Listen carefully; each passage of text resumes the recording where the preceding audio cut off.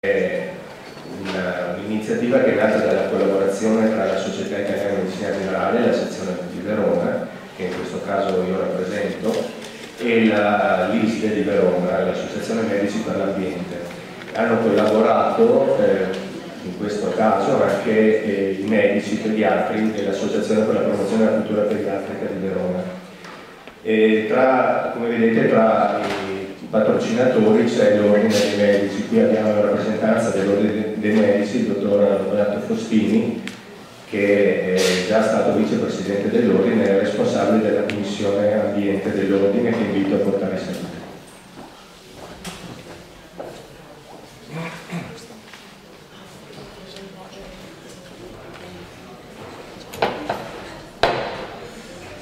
Allora, buongiorno a tutti anche da parte mia. Io porto sicuramente i saluti del Presidente e di tutto il Consiglio dell'Ordine dei Medici di Verona, ma non mi limito a questo, perché intanto ovviamente devo ringraziare gli organizzatori, per cui la SING, l'ISDE e tutti coloro che hanno organizzato questo evento, ma vorrei anche, perché insomma ho una certa sensibilità che mi consente di essere stato invitato a questo incontro. Intanto compiacermi della presenza di molti giovani colleghi, questa è una cosa secondo me molto bella, va riconosciuta, perché se è vero che l'ambiente è di tutti, in particolare l'ambiente è dei giovani che lo dovranno gestire dopo di noi, e speriamo anzi di lasciargli qualcosa di non eccessivamente rovinato e danneggiato, di cui è un impegno che dobbiamo prenderci soprattutto nei confronti delle nuove generazioni. Ma io vorrei soprattutto riferirvi dell'attenzione, della sensibilità che in particolare il Consiglio dà un paio di mandati, e in questo direi pienamente allineato con i dettami del codice di deontologia medica, che già dalla precedente versione ha dedicato uno specifico articolo, che è l'articolo 5 del nostro codice all'ambiente, che io colgo sempre l'occasione per richiamare quando vengo appunto invitato a parlare o diciamo in qualche modo salutare in occasione di organizzazioni di incontri che hanno come tematica la sicurezza ambientale. Mi permetto di rileggerlo a tutti perché credo che debba essere un monito a cui attentamente dovremmo in qualche modo adempiere. L'articolo 5 dice: promozione della salute ambiente e salute globale. Il medico, nel considerare l'ambiente di vita e di lavoro e i livelli di istruzione e di equità sociale quali determinanti fondamentali della salute individuale e collettiva, collabora all'attuazione di idonee politiche educative di prevenzione e di contrasto alle disuguaglianze alla salute e promuove l'azione e l'adozione di stili di vita salubri, informando sui principali fattori di rischio. Il medico, sulla base delle conoscenze disponibili, si adopera per una pertinente comunicazione sull'esposizione e sulla vulnerabilità a fattori di rischio ambientale e favorisce un utilizzo appropriato delle risorse naturali per un ecosistema equilibrato e vivibile anche dalle future generazioni. Direi che insomma l'articolo è molto chiaro, molto impegnativo per tutti coloro che appunto afferiscono ai nostri ordini. Un ultimo piccolo elemento, diciamo un elemento storico, sono riuscito a trovare nella piccola ricerca che avevo fatto un po' di tempo fa, quello che forse è una comunicazione che dà l'avvio alla collaborazione tra la Federazione Nazionale dell'Ordine, in particolare, e l'ISDE. È un documento che è targato maggio 2007, per cui sono passati quasi 10 anni, e Maurizio Benato, che era allora vicepresidente della Federazione Nazionale, citava un incontro avvenuto il 10 maggio presso la sede centrale del FNOMCEO, un primo incontro, dice, tra gli organi istituzionali delle federazioni, i rappresentanti dell'ISDE e i referenti nominati dagli ordini relativamente al progetto Ambiente e Salute. Per cui sono almeno 8 anni che c'è una collaborazione istituzionale tra la FNOMCEO e l'ISDE, e questa è una cosa che poi si è riverberata chiaramente anche negli ordini provinciali. E a questo proposito, e qua chiudo perché veramente non deve essere un intervento mio ma semplicemente un saluto, però con qualche riferimento su quello che appunto gli ordini fanno o cercano di fare per l'ambiente, qualche tempo fa, parliamo di quasi 2 anni fa, il presidente nazionale Bianco, il past president, perché sapete che da pochi giorni abbiamo cambiato presidenza nazionale, fa una circolare a tutti i presidenti provinciali, siamo al 3 ottobre del 2013, in cui appunto il Presidente nazionale invita tutti i Presidenti degli ordini provinciali, laddove non già presente, a istituire un gruppo di lavoro in materia. La materia è professione, ambiente, salute e sviluppo economico. Dice, prevedendo preferibilmente la presenza di un medico igienista e di un medico del lavoro, sarà a cura individuare il numero di professionisti che riterrà utile la causa in oggetto, eccetera, eccetera. Cioè in ottobre 2013 Bianco dice ai presidenti degli ordini provinciali: istituite dei gruppi di lavoro, delle commissioni, chiamatele come volete, che si occupino veramente dell'ambiente e che si occupino nell'ambito di quello che l'articolo 5, appunto, che abbiamo appena letto, prevedeva. E Mora, il nostro presidente anche attuale, pochi giorni dopo riesce a scrivere, può scrivere, che questa cosa noi l'avevamo già fatta, perché ancora nel maggio precedente era stato istituito il gruppo per lo studio e la promozione della salute individuale e collettiva nell'ambiente di vita e di lavoro, dove non c'era solo un igienista o un medico del lavoro, ma tutta una serie di professionisti, per cui anche medici del lavoro e anche igienisti, che in qualche modo dovevano portare cultura e cercare di contribuire agli elementi formativi rivolti alla classe medica veronese su questi temi, a nostro avviso estremamente importanti. Questa istituzione era stata appunto messa in piedi un po' di mesi prima e io ne ero e ne sono tuttora il coordinatore. Ecco, per cui con questo sorta di autocompiacimento io vi saluto, vi ringrazio e vi auguro buona giornata, mi siederò lì e ascolterò con molto interesse il tutto.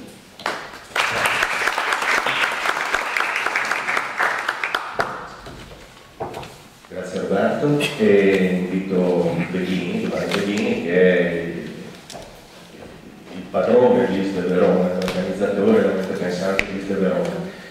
Due parole sicuramente deve portarle anche lui. È un padrone. Sono orgoglioso di essere in questo momento e sono orgoglioso e anche cederò il passo volentieri la prossima volta, ma di essere stato insieme a tutto il gruppo fra gli organizzatori di questo momento, che è veramente rappresenta veramente il frutto di un lavoro intenso e cercato per mettere a disposizione i temi di questa giornata, che sono molto importanti. Voglio ringraziare prima di tutto i relatori, il pubblico, voglio ringraziare lo sponsor che ci ha permesso, che è un'azienda locale che ci ha permesso dal punto di vista economico di sostenere le spese. Voglio anche comunicare che ci sono due cartelli fuori in cui in uno chi è interessato alle attività di ISDE può mettere la propria mail per essere aggiornato delle varie attività sia della ISDE nazionale sia della ISDE di Verona. E un altro annuncio voglio dare che questo l'abbiamo pensato, almeno quando l'abbiamo pensato, è una prima tappa, questo convegno su quando l'inquinamento inquina la salute, quando l'alimentazione inquina la salute, è una prima tappa, ce ne dovrebbe essere in progetto una seconda tappa che parla anche di OGM e di microbiota intestinale, del glutine e così via, è in progetto. E un'altra cosa che è in progetto ma ancora molto più remoto è quella di, non lo so in quale forma, ma comunque approfondire un tema che è importante. Io ho messo là fuori un foglio con scritto un titolo che mi è venuto in mente questa mattina, che è l'arte di curare con il cibo e con l'alimentazione, che sarà tutto da approfondire, da sviluppare con il contributo di tutti quelli che vorranno partecipare. Ecco, buona giornata, arrivederci. Grazie Andrea.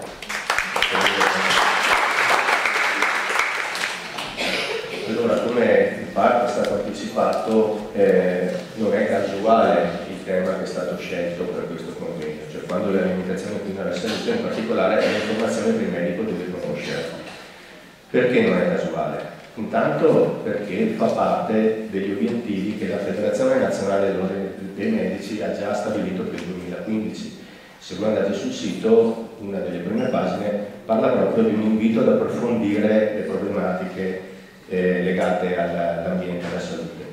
Il secondo aspetto, ne ha parlato molto bene il dottor Faustini, è che noi, in quanto medici, quel giorno che abbiamo letto il giuramento di Ippocrate, abbiamo preso un impegno con la società civile E impegno è questo, l'ha già letto dall'articolo 5 del codice deontologico del dottor Faustini, non lo rileggo, ma i messaggi sono forti e chiari.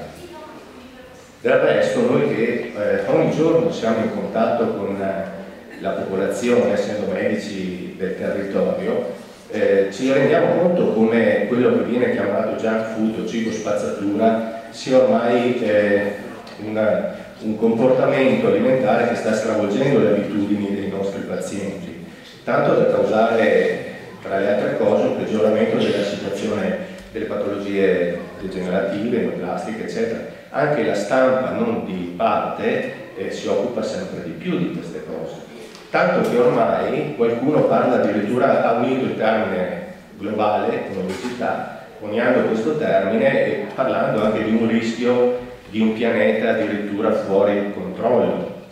Ovviamente questo non è un convegno sull'obesità, è un convegno che cerca di darsi alcuni obiettivi. Il primo obiettivo è provare a trovare il bandolo della matassa in questi percorsi molto seducenti, ripieni di sirene ammiccanti, che non solo noi ma soprattutto la nostra popolazione più giovane di assistiti rischia di percorrere e di essere in qualche modo fuorviata da un percorso più igienico, tra virgolette, soprattutto per quanto riguarda la popolazione più giovane, soprattutto questa.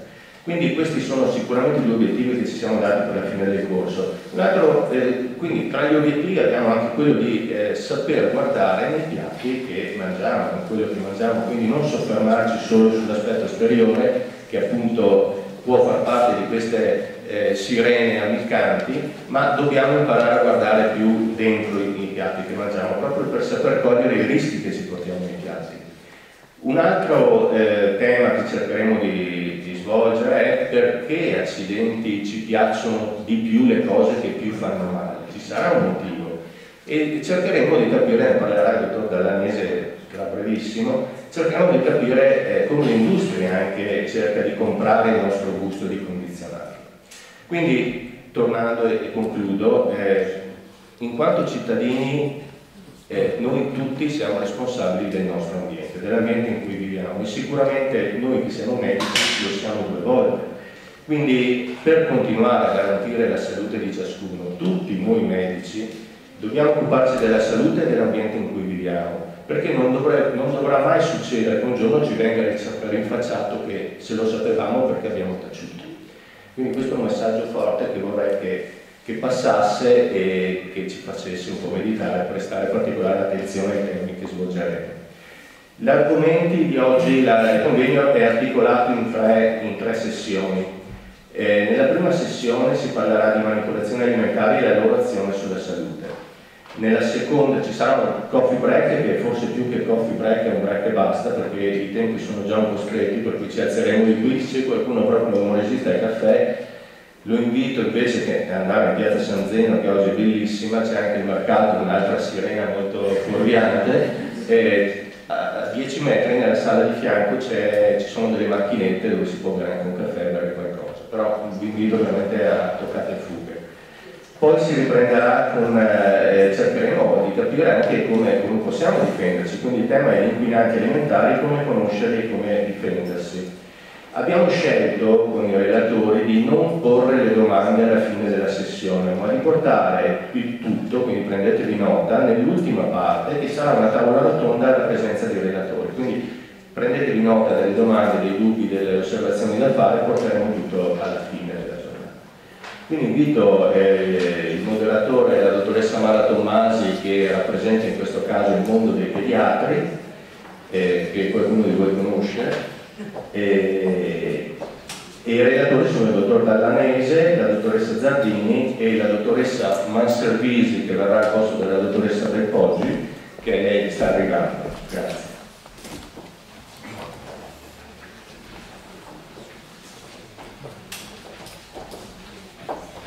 Buongiorno a tutti, allora io ringrazio dell'invito a svolgere il ruolo di moderatore. Noi pediatri, io faccio parte dell'Associazione per la promozione e cultura pediatrica di Verona e noi siamo un gruppo culturale associato all'Associazione Culturale Pediatri Nazionali e una delle priorità della nostra associazione culturale riguarda proprio l'ambiente. C'è un gruppo di pediatri a livello nazionale che sono per i pediatri per un mondo possibile, che da tempo valutano i dati in letteratura relativi all'ambiente e fanno un lavoro in questo senso. Riguardo l'alimentazione c'è anche un gruppo della Federazione Italiana Medici Pediatri che si occupa di alimentazione, quindi chiaramente sono temi questi che ci riguardano strettamente da vicino.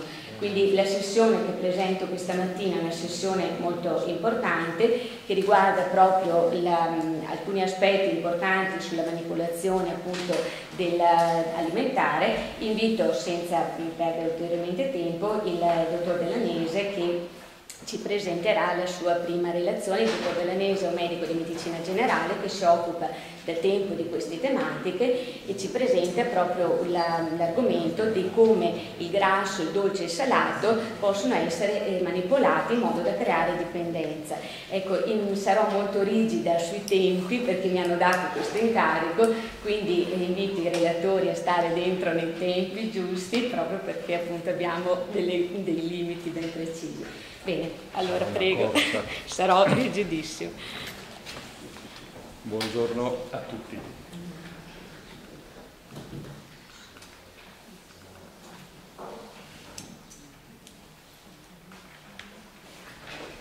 Allora, come noi ben sappiamo, nel corso degli anni di università e di specialità l'argomento dell'alimentazione viene affrontato veramente poco. Eppure questo ambito è uno dei più studiati da parte di specialisti di varia formazione e varia natura, e da una formazione iniziale molto grossolana dell'anatomia e della fisiologia, che ad esempio stabiliva che la lingua era suddivisa in aree molto precise per la percezione del gusto. Noi abbiamo visto che in realtà la percezione del gusto e la creazione della sensazione del sapore, che è un qualcosa di più elaborato, che è la combinazione appunto delle ottenute dall'olfatto, soprattutto dalla parte retronasale della percezione olfattiva e dell'elaborazione dei dati gustativi, e viene gestita a livello del cavo orale, della lingua, delle mucose, del retrofaringe attraverso tutta una serie di recettori estremamente complessi di cui si sta studiando la natura e le modalità di trasmissione dell'informazione. Tutto questo permette alla coscienza di elaborare un'esperienza molto particolare ogni qualvolta ingerisce un alimento, una sostanza, un oggetto estraneo. Il senso del gusto e dell'elaborata percezione del sapore permettono di sviluppare delle informazioni, delle esperienze, delle memorie con delle immagini cerebrali, delle immagini mentali estremamente complesse che si collegano poi con la memoria. Quindi tutto ciò che viene a contatto con la bocca, con il retrofaringe e con la parte soprattutto retronasale permette di sviluppare queste informazioni che vengono inviate all'opercolo, al centro sensitivo, e vengono messe in correlazione con le parti della corteccia orbitofrontale sia laterale che mediale per sviluppare poi atteggiamenti di decisione, di memorizzazione e di scelta del comportamento. Tutto questo poi viene integrato da altre fonti sensoriali come l'udito, la vista, e noi sappiamo bene come un alimento particolarmente gradevole alla vista possa aumentare il desiderio di assumerlo. Ma esistono altri recettori e altri sistemi di percezione a livello del tubo digerente, sia per quanto riguarda gli aspetti semplicemente legati al sapore, tanto che nell'esofago possiamo trovare recettori per l'amaro e per il dolce, e altrettanto a livello dello stomaco, soprattutto per il glutamato monosodico, per gli acidi grassi, per il glucosio, per la salinità e così via, che integrandosi con gli altri recettori sensoriali, meccanici, di consistenza del colore e così via, danno ulteriori informazioni e regolano la fisiologia dell'apparato digerente e il comportamento stesso. Tutto questo ha delle finalità fondamentali. Il senso del gusto motiva e dirige l'ingestione, e grossolanamente noi possiamo dire che i vari sapori possono determinare un interesse o un'attenzione nei confronti di quello che viene ingerito, di quello che viene assunto. Fondamentali sono stati gli studi, per esempio, di un pediatra, Jacob Steiner, che già nel 1974 aveva iniziato a fare delle sperimentazioni filmando il comportamento dei lattanti ogni qualvolta venivano somministrate piccole quantità di sostanze caratterizzate da uno di questi gusti fondamentali, e si ripetevano gli stessi modelli comportamentali e le stesse espressioni facciali in tutti i bambini. Tutto questo evidenzia come l'amaro generalmente richiama alimenti che possono essere fonte di pericolo, il dolce, che è uno degli elementi più potenti in natura nell'attirare l'attenzione dell'uomo verso un alimento, è legato al concetto di energia, alla percezione dell'energia. Il salato è essenziale proprio per il mantenimento dell'equilibrio elettrolitico. L'aspro fondamentalmente può richiamare un allarme nei confronti di alimenti che possono essere andati a male, e l'umami, termine giapponese che indica saporito e che è legato alla percezione delle fonti proteiche, richiama l'attenzione nei confronti di alimenti ad alto valore energetico.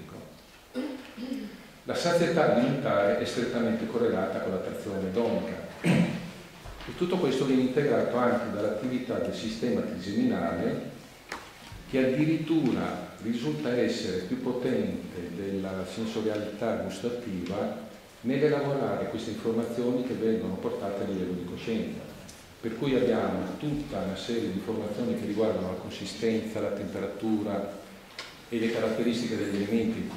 Il frizzante di un vino o di una bibita gasata viene percepito appunto dal sistema trigeminale, e voi immaginate come possa essere sgradevole una bibita sgasata, una soda sgasata, o un vino lasciato aperto, un vino frizzante lasciato aperto dopo un certo periodo di tempo. Cambia completamente l'esperienza edonica.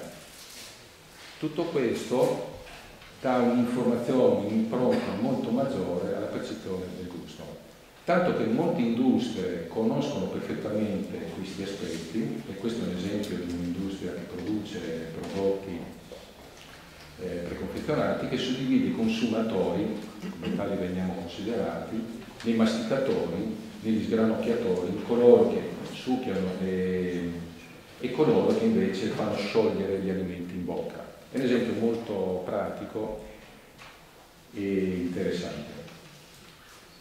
L'industria alimentare studia da moltissimo tempo, finanzia da moltissimo tempo le ricerche in questo ambito, e abbiamo sviluppato una conoscenza veramente approfondita sulle varie modalità gustative che esistono, per cui la percezione dei gusti, come noi abbiamo imparato all'università, è molto più ampia, molto più complessa di quanto possiamo immaginare, e tutte queste informazioni vengono poi utilizzate nella formulazione degli alimenti o dei prodotti di marca. Quanto è potente il sapore? In una classifica di esperienze piacevoli, al primo posto noi possiamo trovare la metanfetamina come sostanza stupefacente che può indurre il senso del piacere. Al secondo posto il sesso, al terzo posto il gusto del sale e del dolce, del saccaroso. La palatabilità, il piacere, l'attrazione nei confronti del cibo ha dato origine a più di 100 teorie che spiegano i meccanismi neurofisiologici e psicologici che stanno alla base della creazione del desiderio alimentare. Qui vengono indicate alcune delle più importanti, alcune delle più verificate e tra l'altro utilizzate voi dai cuochi, dai grandi chef e voi dalle industrie alimentari. E in particolar modo è interessante quella che viene proposta da Witherly, uno dei più grandi esperti di preparazione alimentare, che il nostro collega Franchini ha citato prima nell'indicare il suo testo Why Human Likes Junk Food, la Food and Pleasure Equation. Perché un alimento possa piacere deve evocare due gruppi di aspetti. Uno sensoriale, quello della percezione, per cui l'alimento attira per il gusto, per l'odorato, per il tipo di sensazione orosensoriale che determina, e l'altra per il contenuto dei macronutrienti, quindi la presenza delle proteine, dei lipidi, dei carboidrati, tenendo conto che poi esistono caratteristiche particolari per i diversi componenti. Nell'ambito per esempio delle proteine del latte esistono le casomorfine che vengono studiate sempre di più perché possono determinare un ruolo importante sui meccanismi della trasmissione attraverso la via degli oppioidi a livello cerebrale, generando interesse e attrazione nei confronti di questi elementi, come pure le gluteomorfine, proteine di questo genere che hanno appunto una particolare affinità per i recettori degli oppioidi a livello cerebrale. L'attrazione del cibo è un meccanismo che viene regolato da centri cerebrali in stretto equilibrio, in un bilancio molto delicato. In particolar modo vi è un rapporto tra il nucleo accumbens, che è in relazione con le aree prelimbiche, e l'area tegmentale ventrale.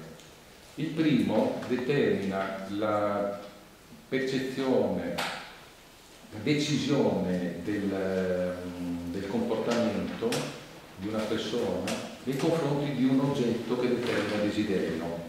È l'area che diventa il bersaglio di sostanze come la nicotina, come le droghe, gli stupefacenti, come l'alcol, come gli alimenti, e determina appunto l'insorgenza del desiderio che viene amplificato a sua volta dal rapporto che esiste tra il nucleo accumbens e l'area tegmentale ventrale, dopaminergico, che attraverso la secrezione e l'invio nei centri, nella parte più centrale del nucleo accumbens, di questa dopamina, determina l'instaurarsi di un aumento del desiderio che può arrivare a creare proprio la brama, il desiderio insoddisfatto. È un equilibrio molto delicato sulla quale si possono determinare poi tutta una serie di squilibri per cui le persone come i tossicodipendenti possono desiderare un alimento o una droga non tanto per l'effetto piacevole che determina lo sballo, ma quanto per evitare il disagio che la carenza, l'assenza dell'alimento o della droga può determinare. E quindi questo equilibrio di un sistema dinamico aperto può essere sbilanciato dai fattori esterni. Ed è un sistema abbastanza complesso, regolato anche dai recettori della leptina che si ritrovano nell'area tegmentale ventrale, che possono inibire appunto questo fenomeno, che sono un grande regolatore. Sintetizzando, ma veramente al massimo, il piacere alimentare ruota attorno a meccanismi legati al sistema oppioide, al sistema cannabinoide, soprattutto alla percezione del dolce, al circuito serotoninergico, ai circuiti dopaminergici e all'equilibrio indotto dai rapporti tra leptina, insulina, grelina e altri ormoni che regolano il desiderio alimentare, che regolano a livello ipotalamico tutte quelle reazioni che possono favorire il catabolismo o l'anabolismo generale. Tutto questo è ben conosciuto da lungo tempo e già dagli anni a cavallo tra la fine degli anni 60 e gli anni 70 gli studi sugli animali, soprattutto sui ratti di laboratorio, per evidenziare modelli che potessero essere utili per l'interpretazione dei problemi metabolici, hanno dimostrato come i topi, che sono animali estremamente timidi, ansiosi, che difficilmente si lasciano andare in spazi aperti, che evitano assolutamente le aree illuminate, cambiano completamente il comportamento quando al loro mangime viene aggiunto lo zucchero. La prima esperienza di Scalfani, che ha studiato a lungo questi aspetti, è stata determinata casualmente quando al mangime dei topi ha aggiunto i Fruit Loops, che sono dei cereali, dei tipici cereali da colazione, caratterizzati dalla presenza del 46% di zucchero nel loro composto. Solo la presenza di questi cereali ha cambiato, modificato radicalmente il comportamento di questi topi che entravano nell'area centrale della zona illuminata per abbuffarsi di questi cereali del mangime. Nel 76, mentre venivano sviluppati degli studi relativi ai processi inducenti l'obesità, sempre Scalfani ha visto come l'aggiunta ad alimenti ad alto contenuto lipidico, l'aggiunta di carboidrati, di zucchero in particolar modo, ad alimenti di alto contenuto lipidico, determinava un'esplosione dell'appetito con una fame compulsiva, per arrivare agli studi iniziati negli anni 80 e confermati successivamente di atteggiamenti di crisi di astinenza ogni qualvolta i topi di laboratorio alimentati con zuccheri semplici ad alta quantità vengono sottoposti a un'interruzione repentina di questa somministrazione. Ed è incredibile come si comportano in queste situazioni. Sono moltissimi gli studi che analizzano l'aspetto della regolazione del desiderio alimentare. È importante il ruolo appunto della via degli opioidi, che può intervenire nel modificare l'atteggiamento comportamentale nella ricerca del cibo da una mera necessità di acquisire fonti energetiche e fonti di macronutrienti a favore di un comportamento invece basato su una scelta edonica e quindi sul piacere che questo può determinare. Questi studi sono stati elaborati in modo molto profondo, soprattutto da un centro collegato all'Università di Filadelfia, il Moment Center, che probabilmente a livello mondiale è quello che più di ogni altro ha studiato l'aspetto sensoriale che sta alla base appunto dell'alimentazione. Hanno scoperto i primi recettori gustativi relativi alla percezione del dolce. Hanno fatto moltissimi studi sull'assunzione del sale, come vedremo fra poco, e hanno elaborato degli studi molto importanti sul concetto del bliss point. Bliss point che è un concetto importantissimo per l'industria alimentare, il punto beatitudine. Questo concetto è nato alla fine degli anni 60 per opera del lavoro di due personaggi molto importanti. Il primo è Joseph Balinski, che è un matematico di origine ungherese che ha dedicato tutta la sua vita all'elaborazione di modelli matematici utilizzati per i sistemi informatici per permettere di creare i programmi alimentari i più efficaci, i più equilibrati possibili per le diverse comunità o popolazioni in rapporto alle condizioni sociali e all'apporto economico che queste comunità o popolazioni potevano avere. Sono programmi matematici che sono stati utilizzati anche in moltissime campagne di aiuto nei confronti dei paesi del terzo mondo con degli ottimi risultati, come altrettanto utilmente sono stati utilizzati a livello appunto delle comunità residenziali, di ospedali, di strutture di sostegno per gli anziani e così via. Howard Moskowitz invece era un laureato in matematica con un dottorato in psicologia sperimentale che era stato assunto come prima attività come consulente per l'esercito degli Stati Uniti nel tentativo di trovare una soluzione al problema delle razioni pronte per i militari, cosiddette meal ready to eat. Queste porzioni pronte, che sono, diciamo, l'eredità delle famose razioni K, voi le avete sentite nominare, sapete perché si chiamano razioni K? Perché K era la sigla del dottor Key, colui che l'ha inventata. Il dottor Key era quel medico, quel capitano medico che si era fermato nel corso della seconda guerra mondiale a Sorrento, quello che ha inventato il termine dieta mediterranea. Le razioni K sono evolute nel tempo e l'esercito degli Stati Uniti ha dei magazzini che sono depositati di razioni stabili per 5, 6, 10 anni di alimenti che sono fondamentali per le truppe in un ambito di combattimento. Il problema principale di queste razioni è che sono monotone da un punto di vista gustativo e quindi col passare dei giorni i soldati sono tendenzialmente portati a diminuire la quantità di assunzione incidendo negativamente sulle prestazioni psicofisiche proprio nel corso delle operazioni. Lo scopo di Moskowitz era quello di trovare una soluzione a questo aspetto. E lui ha creato un modello che è diventato dall'inizio degli anni 70 ad oggi un modello operativo straordinariamente efficace che l'ha reso il punto di riferimento di tutte le grandi industrie alimentari nello studio, nella progettazione e nell'elaborazione dei prodotti che poi vengono portati negli scaffali di qualsiasi negozio. Lui, sulla base delle sue conoscenze di psicologia sperimentale e di matematica, di alta matematica, ha elaborato un metodo che attraverso la valutazione in gruppi omogenei, caratterizzati da elementi psicologici similari tra di loro, sottoposti all'esposizione progressiva di alimenti con variazioni moderate di singole caratteristiche, permetteva di elaborare delle informazioni che venivano espresse poi con modelli grafici e successivamente attraverso degli algoritmi che sono il risultato dall'analisi congiunta, un modello di statistica utilizzato in psicologia e algoritmi che lui ha elaborato, perché è veramente un genio questo personaggio, permettono di trovare le formule esatte per rendere gli alimenti, i prodotti da vendere, assolutamente irresistibili.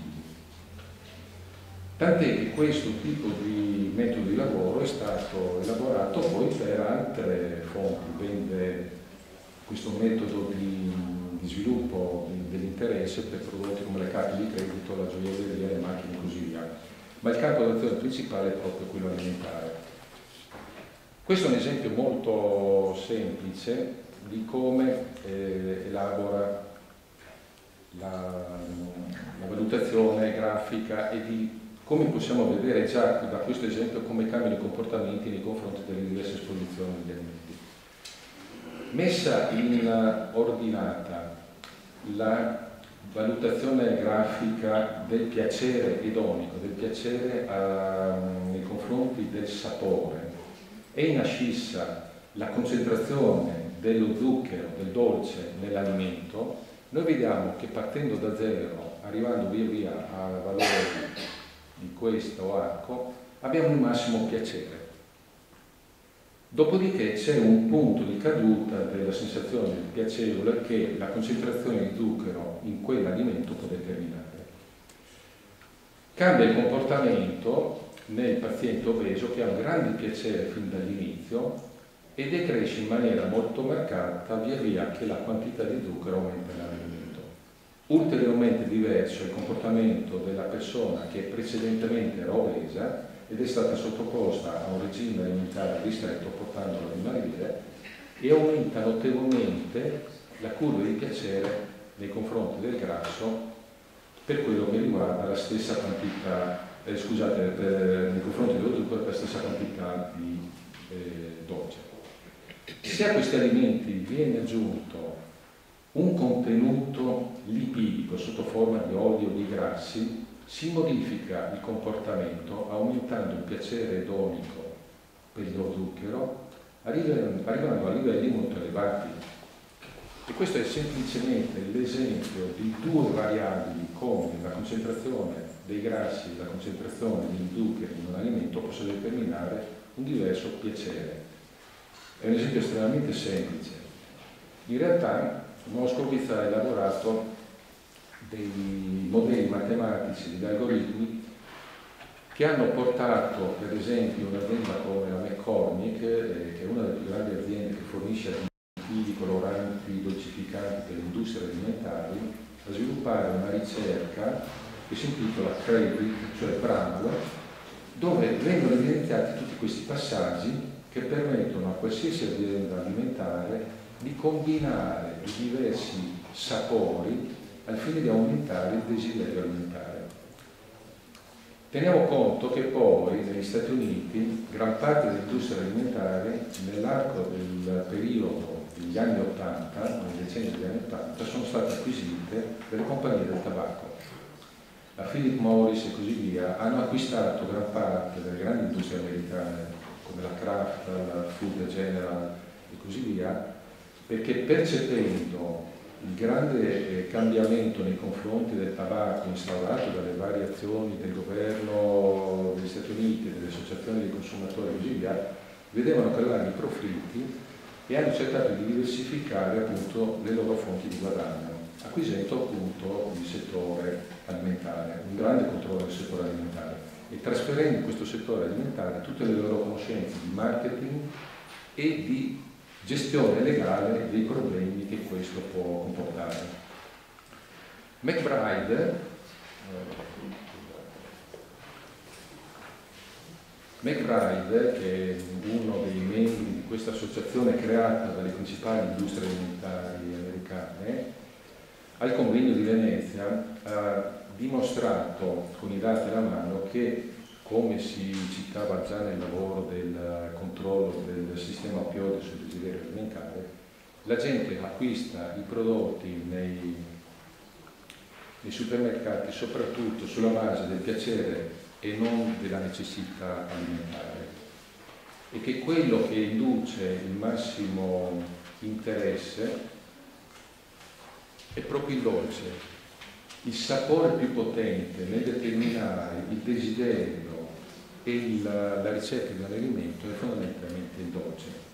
E per trovare la giusta gradazione del dolce, l'elemento, lo strumento con il quale si può arrivare a questo punto è riuscire a calcolare il bliss point.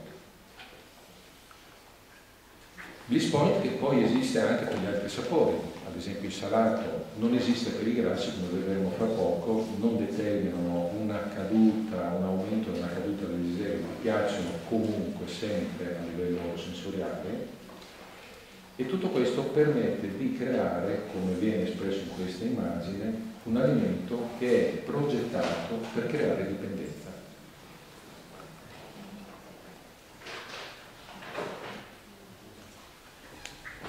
Robert Sandee, che era il dirigente della Frito-Lay, la più grande azienda che produce patatine fritte negli Stati Uniti, ha evidenziato questo algoritmo che dimostra come l'acquisizione da parte di un consumatore di un alimento è determinata dal rapporto tra gli aspetti relativi alla gratificazione, e quindi il sapore, la convenienza, la comodità dell'alimento, che devono essere tenuti in conto con gli elementi che possono essere un elemento di freno: il costo, gli eventuali effetti della salute o i difetti della qualità del prodotto.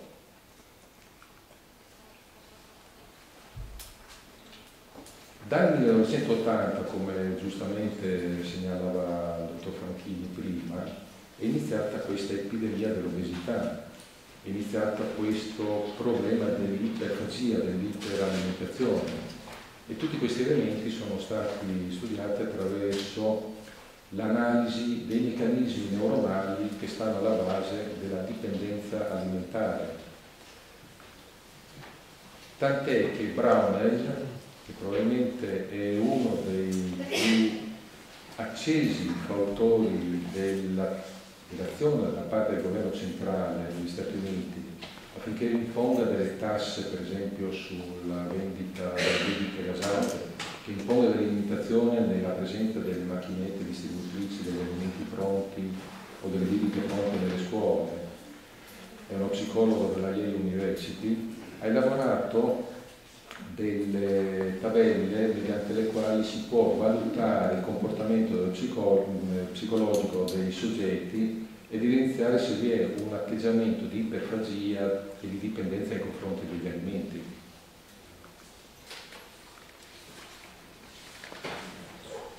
Dati che erano già stati evidenziati da Wolf ben 25 anni fa, in questo articolo molto interessante che potete trovare poi nella bibliografia, intitolato Il paradosso del mangiare, il paradosso dell'alimentazione, come noi possiamo tollerare il cibo, assimilando il concetto di come l'assunzione di una grande quantità di alimenti possa essere sovrapponibile a quella dell'assunzione di una dose di stupefacenti, e di come squilibri l'omeostasi generale, e come il processo di astensione e di disassuefazione dalle droghe e l'iperfagia abbiano delle correlazioni neurologiche molto strette, e come si devono prendere in esame tutte le esperienze dei trattamenti antifumo e dei trattamenti antidroga che erano stati effettuati nel passato.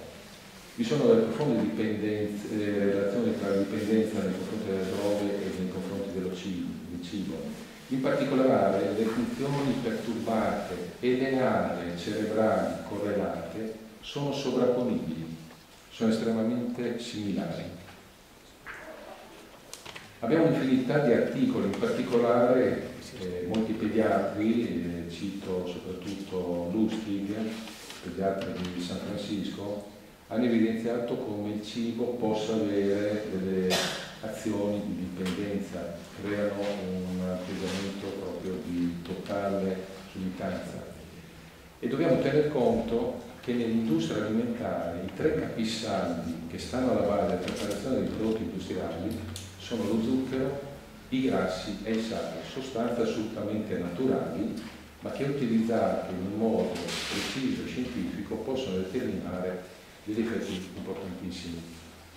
Il sale nell'alimentazione è sempre stato ricercato, è uno dei sapori che noi più di altri, oltre al dolce, cerchiamo di aggiungere, perché caratterizza proprio un effetto pieno del sapore. Il sale eccita le papille gustative ed è il grande riparatore degli alimenti lavorati. È quello che maschera tutti quei difetti di natura gustativa che la lavorazione industriale può determinare. In particolare la preparazione delle carni, ad esempio, negli alimenti precotti, nel momento in cui viene riscaldata, se non vi fosse un'adeguata quantità di sale, determinerebbe la presenza di un sapore assolutamente sgradevole che deve essere coperto. Questo potrebbe essere evidenziato con delle prove fatte in casa, molto semplicemente. E dovete sapere che di sali esistono formulazioni diversissime. La Cargill, che è un'industria americana che fornisce la più grande quantità di sale alimentare a livello mondiale, offre sul mercato della preparazione degli alimenti 40 tipi di sale. È sempre cloruro di sodio, ma sono formulazioni che da un punto di vista fisico sono completamente diverse. Abbiamo dei sali di una finezza impalpabile che vengono usati in pasticceria, come dei sali che hanno una struttura molecolare caratterizzata da una forma piramidale, quadrangolare, priva di base, quindi vuoti all'interno, che permettono un aumento della superficie di contatto di questo sale con le papille gustative, dando un'esplosione di piacere assolutamente incredibile. Abbiamo dei sali che vengono usati nella panificazione, per la superficie, per l'interno, per la lubrificazione e così via. Il sale evita la presenza di sapori anomali come il gusto metallico dei fiocchi.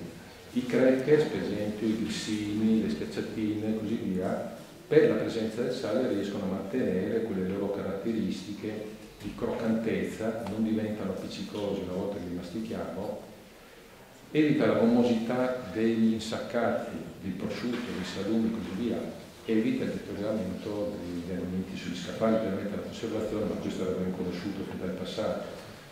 Amplifica, come i pasticceri sanno, la percezione del dolce. Voi sapete che in moltissime ricette di pasticceria l'aggiunta di un pizzico di sale permette di esaltare le caratteristiche. Ma questo noi non lo teniamo in conto quando mangiamo i gelati. Ogni volta che offriamo i gelati ai nostri bambini usiamo un alimento in cui ingeriamo un'ulteriore quantità di sale. Sostituisce gli ingredienti più costosi, ad esempio permette di ridurre la quantità di pomodoro dentro il ketchup, oppure evita l'utilizzazione delle spezie che possono aromatizzare gli alimenti e permettere la conservazione, perché molto più costosi vengono sostituiti dal sale. Aumenta il volume e la consistenza degli alimenti. Nella panificazione permette alle macchine di lavorare grandi quantità di impasto senza il rischio di romperle, perché non vi è niente di più difficoltoso che lavorare un impasto di farina, e rallenta nel contempo i tempi di lievitazione, permettendo alla catena di produzione dei prodotti lievitati da forno di rispettare i tempi. E a basso costo. Vi invito, per esempio, quando andate in un supermercato, a vedere la percentuale di sale presente in un grado di prodotti da cucina. Oscilliamo dai 45 ai 50. Ancora qualche minuto. Ci vendono il sale a peso d'oro per avere in un dado il 2 o 3% di estratto di carne. Crea dipendenza. Il sale crea dipendenza. Questo studio, questa review del 2008, evidenzia come La percezione e il bisogno del sale sia determinata da meccanismi neuronali legati a una regolamentazione genetica e che modulano la ricerca del sale, l'equilibrio, l'appetito e i sintomi dell'astensione dal sale e influenzano il comportamento e lo stato d'animo. La percezione del sale è una percezione che viene indotta progressivamente dalle abitudini alimentari della famiglia, e questo studio effettuato nel 2012 che ha suscitato un grande scalpore negli Stati Uniti ed è stato contestato da moltissime aziende alimentari, soprattutto quelle dei cereali, evidenzia come abitudini alimentari della famiglia incidono pesantemente nell'assunzione di alimenti ad alto tasso salino.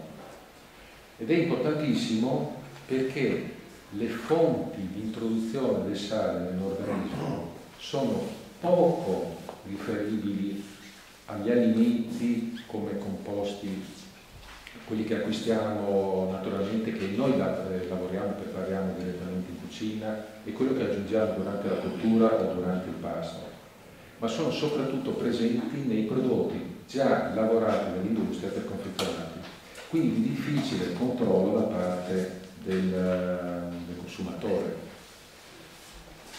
E noi vediamo che per esempio negli Stati Uniti usano delle linee guida per quanto riguarda l'assunzione del sale estremamente rigide, estremamente rigorose, molto più pesanti, perché arriviamo a proporre 2,3 grammi al giorno di consumo salino per persone normali, per arrivare a 1,5 grammi massimo consigliato per gli anziani, i pazienti ipertesi e la popolazione di etnia di colore.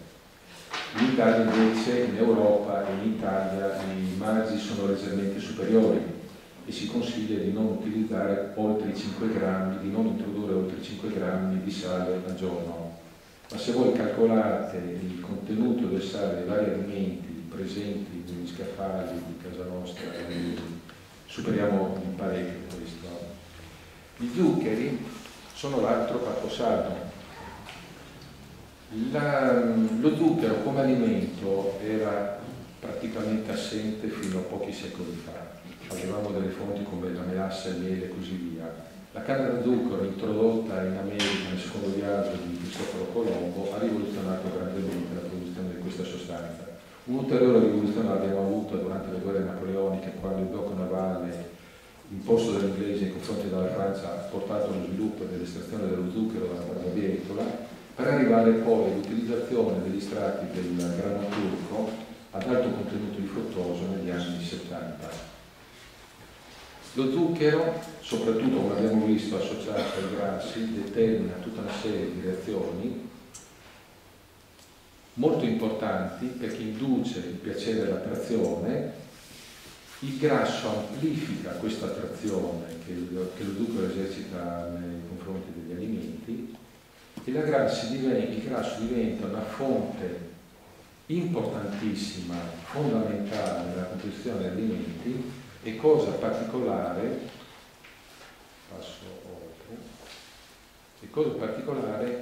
non viene percepito. Il grande dilemma appunto dei grassi è che, amplificando enormemente la percezione del sapore dolce negli alimenti, essi stessi non vengono percepiti come tali e quindi diventano come una componente invisibile che non viene considerata.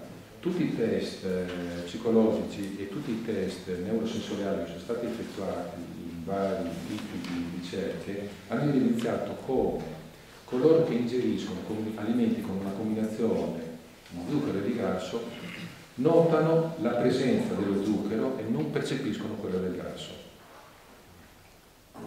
Ormai siamo allo scadenzio. Allora, vado oltre.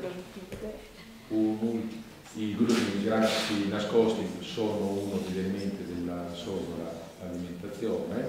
Un piccolo capitolo, e con questo concludo, è l'introduzione delle grandi quantità di fruttosio nella preparazione degli alimenti.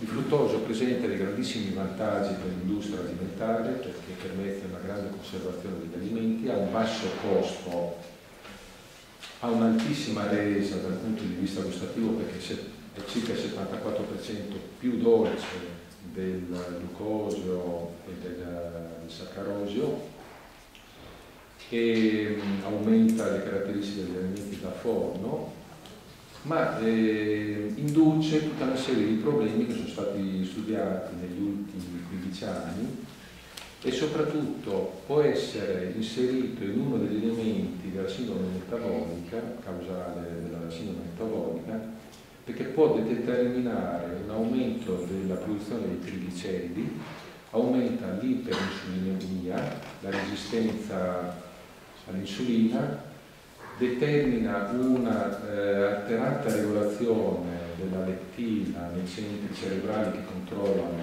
l'appetito, e induce anche un'alterazione della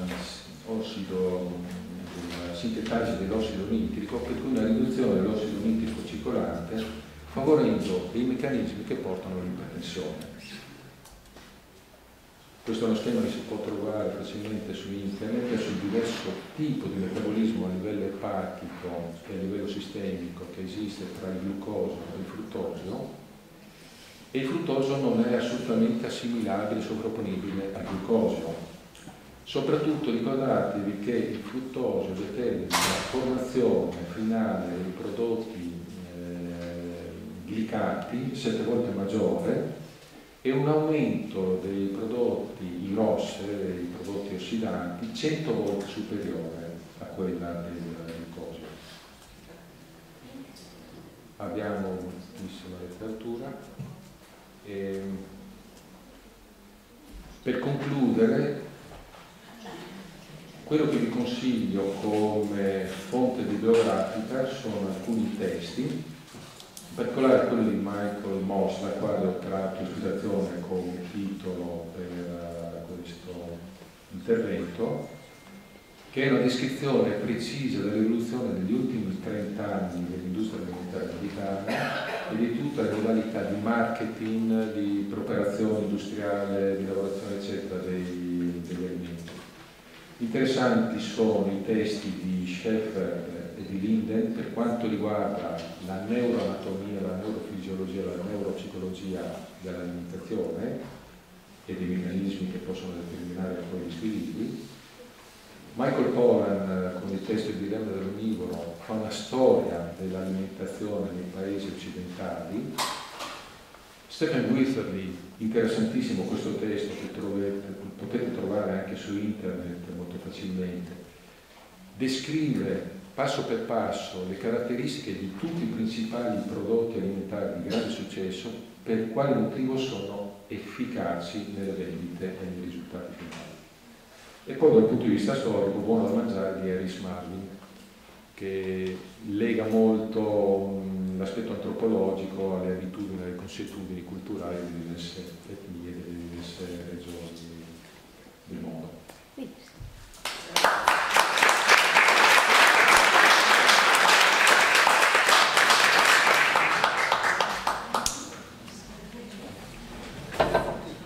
Ringrazio per la bella relazione e chiamo a parlare la dottoressa Federica Zaldini, pediatra ospedaliera dell'ospedale di Bussolengo, che ci parlerà dell'argomento dell'olio di palma, altro punto interessante. Grazie.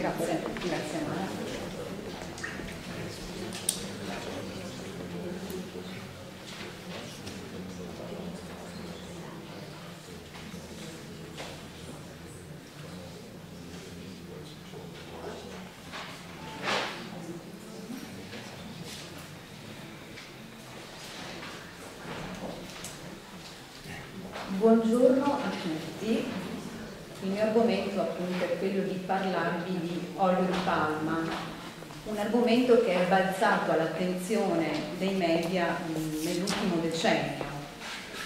È balzato all'attenzione dei media per svariati motivi di tipo ambientalista, questioni di tipo animalista, ma anche questioni che hanno fondamento sulla nutrizione e sui dubbi nutrizionali in merito all'uso di quest'olio nella dieta.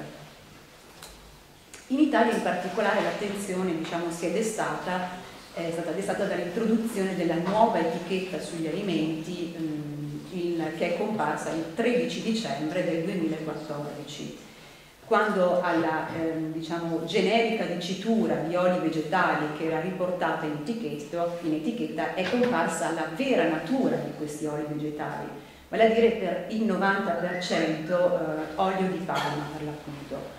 L'obiettivo della nuova etichetta sugli alimenti, secondo il regolamento europeo del 2011, è quello di dare al consumatore informazioni essenziali, leggibili e comprensibili per effettuare acquisti consapevoli. E ora vi introdurrò alcuni dati di tipo statistico per sottolinearvi quella che è la rilevanza economica a livello mondiale di questo argomento. L'olio di palma infatti è il primo per produzione mondiale nell'ambito degli oli e dei grassi.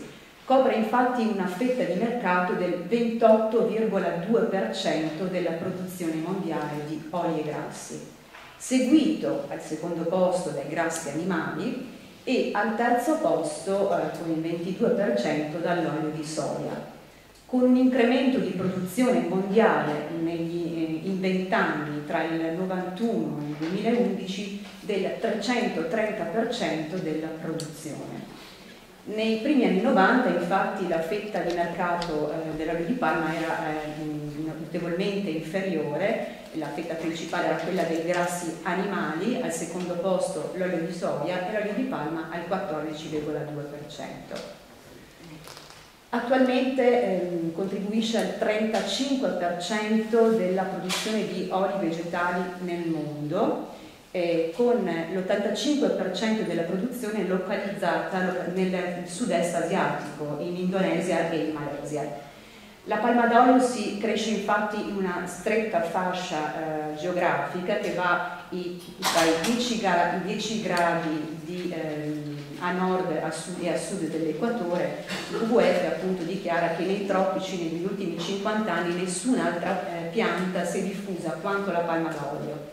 Secondo le previsioni i consumi sono in aumento, dovrebbero raddoppiare da qui al 2020 e addirittura triplicare nel 2050. Si parla già di corsa a accaparramento della terra. In merito poi a quelli che sono i consumi mondiali di quest'olio, i primi consumatori sono gli stessi paesi produttori, quindi il sud-est asiatico con il 21% del consumo globale, al secondo posto la Cina con il 12% dei consumi, in terza posizione a pari consumo India e Unione Europea, 10% del consumo globale per ciascuno. Gli Stati Uniti invece hanno una piccola fetta del consumo mondiale, solo il 2%, ma d'altra parte gli Stati Uniti sono i primi produttori di olio di soia, che è il grande antagonista, diciamo, dell'olio di palma.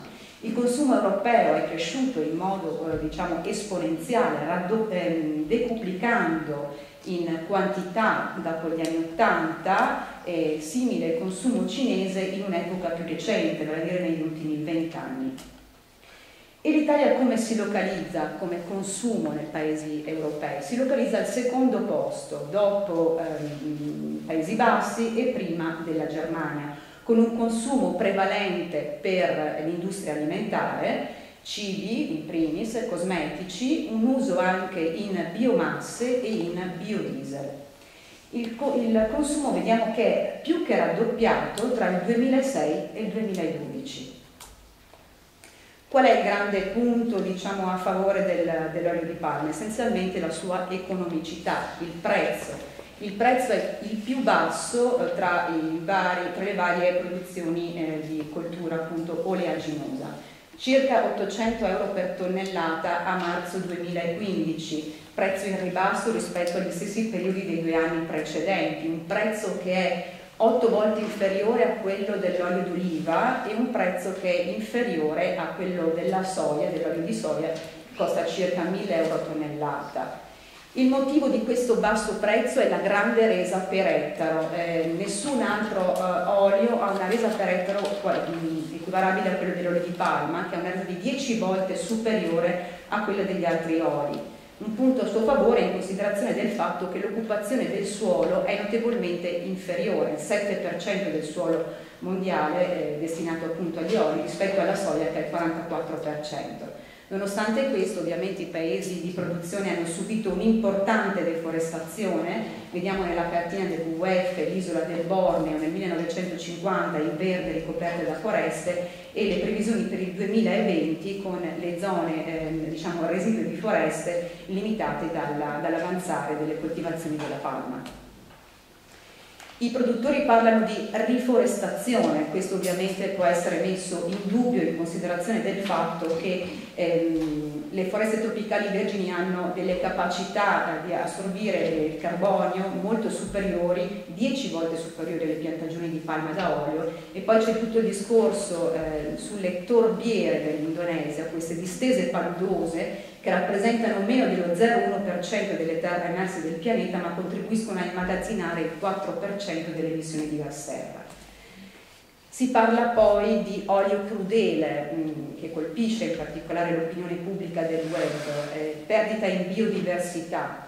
Il WWF ha fatto la sua campagna in difesa della tigre di Sumatra e Greenpeace ha fatto dell'orangutan l'elemento, diciamo, l'animale simbolo della guerra a quest'olio. I produttori si sono organizzati in marchi di sostenibilità in cui in realtà controllore e controllato coincidono e che è stato definito poi come un maquillage verde del business nero dell'olio di palma. La storia è una storia antica, origina più di 5.000 anni fa nel Centro Africa, prime tracce nelle tombe egizie, il commercio poi per uso come lubrificante nelle macchine della rivoluzione industriale e l'introduzione solo nella seconda metà dell'Ottocento nel sud-est asiatico.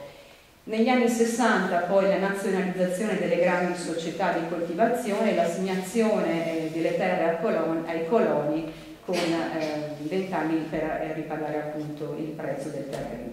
È una pianta, appunto la palma d'olio, il nome scientifico è l'Elaeis guineensis, è una pianta alta in natura fino a 30 metri, quando coltivata a un'altezza di circa 15 metri, e che produce questi grossi grappoli di frutto che possono contenere fino a 2000 frutti all'uno. I frutti sono costituiti da un mesocarpo, una polpa per l'appunto morbida, da cui si ottiene l'olio, e un nocciolo duro, il kernel, da cui si ottiene un secondo prodotto, appunto, che è l'olio di palmisto, o palm kernel oil.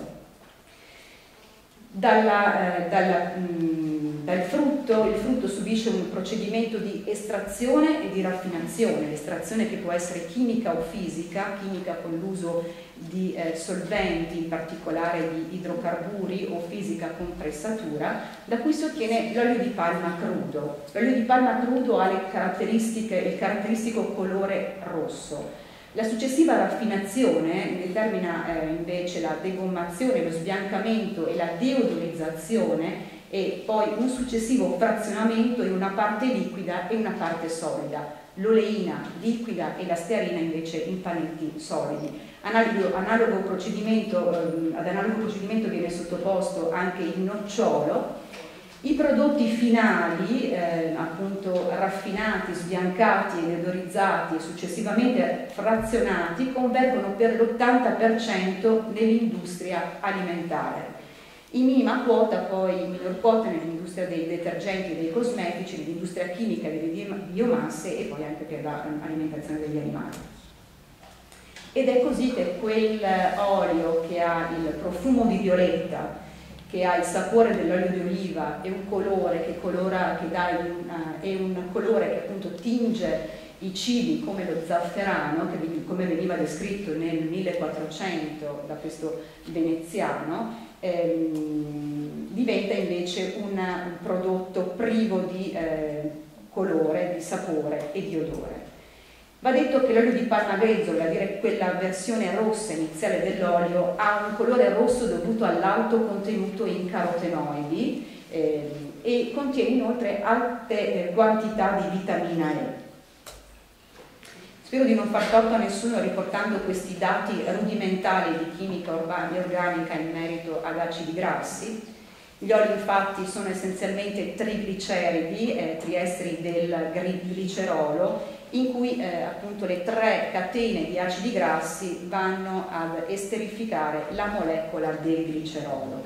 Gli acidi grassi si distinguono in 2 categorie fondamentalmente: i grassi saturi, in cui c'è una catena lineare di molecole di atomi di carbonio, e i grassi insaturi, in cui sono presenti invece dei doppi legami. Queste caratteristiche, la presenza di doppi legami, distingue poi la conformazione e la struttura tridimensionale della molecola di acido grasso. Il grasso saturo ha una catena lineare che determina poi la sua caratteristica di impilarsi a formare strutture e prodotti di tipo solido. I grassi insaturi invece hanno una catena curvata, dalla presenza appunto del doppio legame, a formare prodotti di tipo liquido. L'unica eccezione alla regola sono i grassi trans. I grassi trans derivano dai grassi insaturi, possiedono quindi doppio legame, ma hanno struttura solida.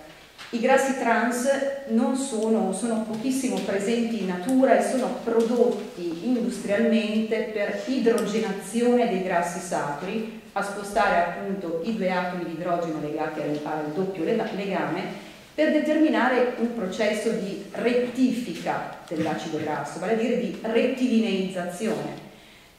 Condizione che permette a questi grassi di origine appunto insatura di assumere le caratteristiche di compattezza che poi sono utili all'industria dei cibi.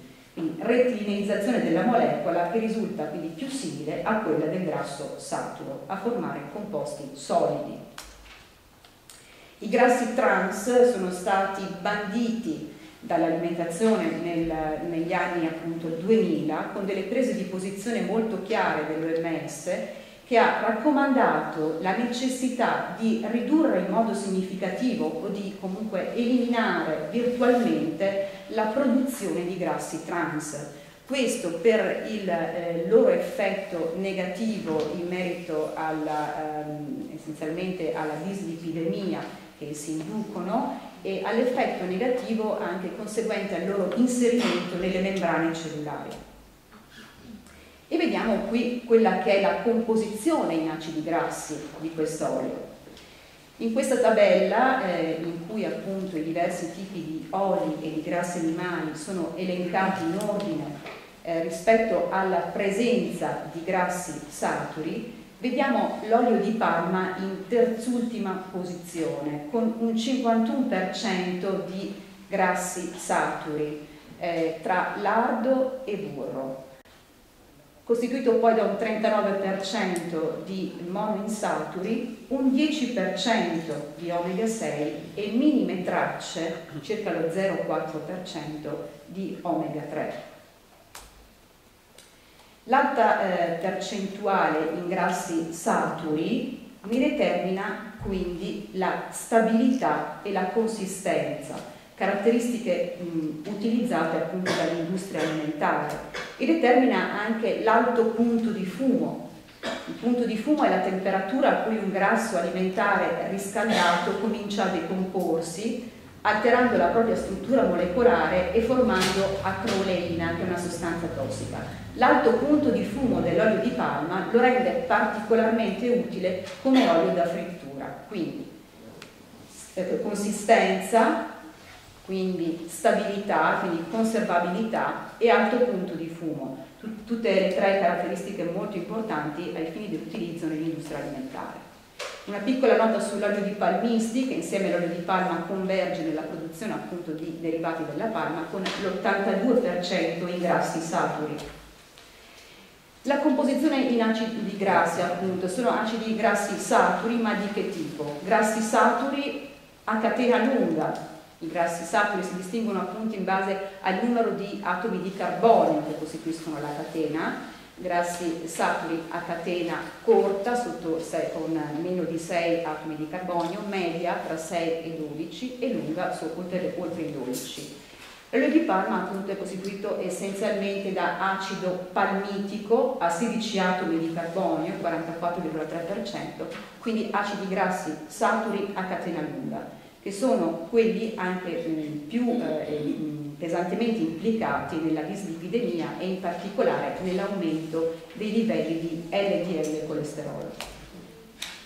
E adesso alcune note in merito a quelli che sono i livelli di assunzione raccomandati appunto dalle organizzazioni internazionali. Qui abbiamo i livelli di assunzione raccomandati dalla FAO, che appunto a Roma, nel suo documento di Roma, stabilisce un valore superiore accettabile per l'assunzione giornaliera totale di grassi del 35% dell'energia, con un valore da grassi saturi del 10%, quindi del 35% dei grassi, il 10% da grassi saturi, meno di un terzo quindi da grassi saturi. Per i bambini in età comunque pediatrica viene suggerita una quantità ancora inferiore, l'8%, quindi ancora meno che un terzo. Identiche indicazioni, quelle europee, o meglio analoghe, con la precisazione che in merito all'apporto di grassi saturi viene indicata una assunzione il quanto minore possibile. Viene infatti dichiarato che non è possibile stabilire un limite inferiore per l'assunzione dei grassi saturi, poiché, afferma appunto questo documento, molto spesso questi grassi vengono ottenuti da cibi animali che sono anche importanti fonti di vitamine e minerali essenziali. Quindi non si può ridurre eccessivamente l'apporto di grassi saturi senza compromettere l'adeguato intake di nutrienti essenziali. Questo però non si può dire per l'olio di palma, in cui nutrienti essenziali sono essenzialmente assenti, l'unica componente è quella lipidica. Indicazioni poi italiane sono analoghe, quindi i totali 20-35%, un terzo indicativamente o meno di un terzo da grassi saturi. Identiche le indicazioni per la popolazione pediatrica, con delle difficoltà oggettive nel garantire poi un intake di questo tipo.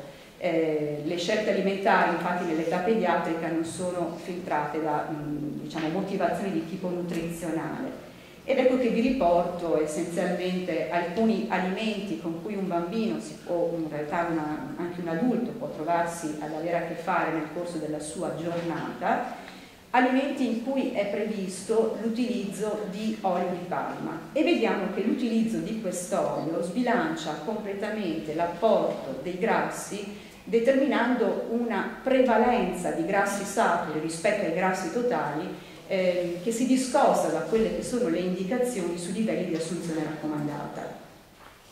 Livelli appunto che dovrebbero essere di un terzo, ma vediamo che si avvicinano essenzialmente quasi alla metà, sia per alimenti prodotti da forno di tipo dolce che di tipo salato, che per altri tipi di golosità. La Nutella, che è la grande imputata per l'olio di palma, ne risulta quasi vincente, con una percentuale di grassi saturi in realtà inferiore ad altri tipi di prodotto. È ovvio che va considerata la quantità complessiva per l'apporto calorico quotidiano, ma va anche considerato in merito all'età pediatrica che i valori di reference intake sono stimati per un adulto con una dieta direi abbondante di 2000 calorie. In merito all'ipercolesterolemia la letteratura è lunga di 60 anni, è una storia quindi scientifica piuttosto articolata, che comincia nel 1954 con una ricerca sui topi, in cui viene descritto il minor potere aterogeno dei grassi insaturi rispetto ai saturi. Da lì si sono succeduti tutti gli studi longitudinali degli anni 70 e 80 che hanno dimostrato la correlazione tra grassi saturi e incrementi di LDL e colesterolo, senza tuttavia arrivare mai a dimostrare una correlazione diretta tra grassi saturi e malattia cardiovascolare. Quello a cui si è giunti essenzialmente è molto vicino a quello che era il punto di partenza, vale a dire il fatto di l'affermazione che risulta utile ai fini della prevenzione, in questo caso della malattia coronarica, la sostituzione dei grassi saturi con poliinsaturi. Di globesity, obesità appunto globale abbiamo parlato, si è accennato appunto, è ovvio che alimenti ad alto contenuto in grassi saturi sono inevitabilmente alimenti anche ad alto contenuto energetico, l'apporto calorico da grassi è di 9 kcal al grammo a differenza dei carboidrati e proteine a 4 kcal al grammo, ed è ovvio che nel momento in cui l'apporto di grassi è prevalentemente di origine appunto satura, da grassi saturi, quello che è il rischio nutrizionale associato agli altri apporti calorici, a quello che è appunto questo tipo di rischio, si aggrava per il rischio di dislipidemia, aggravando quindi tutti i fattori che vanno a complicare l'obesità, in rapporto ovviamente anche alla minore assunzione di grassi protettivi. Sappiamo dell'epidemia di obesità nel mondo, i dati del 2015 parlano appunto di 39% di adulti in sovrappeso, 13% obesi nel 2014, particolarmente preoccupanti i dati nell'età pediatrica, appunto in Europa nel 2010 circa un bambino su 3, età compresa tra 6 e 9 anni, in sovrappeso o obeso, i dati italiani sono essenzialmente simili, con un dato positivo sul trend nel 2012 con un lieve calo dell'incidenza. Quello che è importante notare è che l'epidemia di obesità appunto è un'epidemia mondiale, con un tasso di incremento che è tanto maggiore nei paesi in via di sviluppo, un tasso di incremento di oltre il 30% superiore nei paesi appunto in via di sviluppo. Si parla quindi del doppio volto della malnutrizione e in questo l'utilizzo di oli come l'olio di palma, in particolare nei paesi asiatici che ne sono i primi importatori, è una questione molto importante. Infatti in popolazioni in via di sviluppo il vantaggio energetico dei grassi, le 9 kcal per il grammo, e il basso costo dell'olio di palma sono elementi fondamentali di quella che viene definita la transizione nutrizionale dei paesi in via di sviluppo. Il doppio volto della malnutrizione appunto è questa riduzione dell'incidenza di ritardo di crescita con una inversamente proporzionale incidenza di obesità. Si parla appunto di epidemia di obesità in Asia. Si parla addirittura in India di tasse sull'olio di palma ai fini di ridurre il rischio e la mortalità cardiovascolare, con i dubbi però di andare a compromettere la sicurezza alimentare della popolazione. E poi c'è la questione del latte di formula. Ebbene sì, l'olio di palma è presente anche nel latte di formula e la motivazione è una motivazione molto semplice, vale a dire il fatto che l'acido palmitico, che è il principale costituente in acido grasso dell'olio di palma, rappresenta il 50% dei grassi saturi del latte materno. E i grassi costituiscono il 35% del latte materno. Quindi quale prodotto è più disponibile per l'azienda a più basso costo dell'olio di palma per ottenere questi costituenti nella formulazione del latte artificiale? Di mezzo però ci si mette la natura, che prevede che i trigliceridi del latte materno presentino l'acido palmitico in posizione 2, vale a dire al centro della molecola del trigliceride, mentre l'acido palmitico d'olio di palma si localizza nelle posizioni 1 e 3 dei trigliceridi. Questo determina un ridotto assorbimento dei grassi ed è noto appunto che è associato alla formazione di saponi e al ridotto assorbimento quindi di grassi e di calcio. Le industrie produttrici si sono organizzate per produrre degli acidi grassi cosiddetti interesterificati, spostando le molecole di acido palmitico all'interno del trigliceride, ma non riuscendo mai a raggiungere in realtà un prodotto che sia sovrapponibile al latte materno.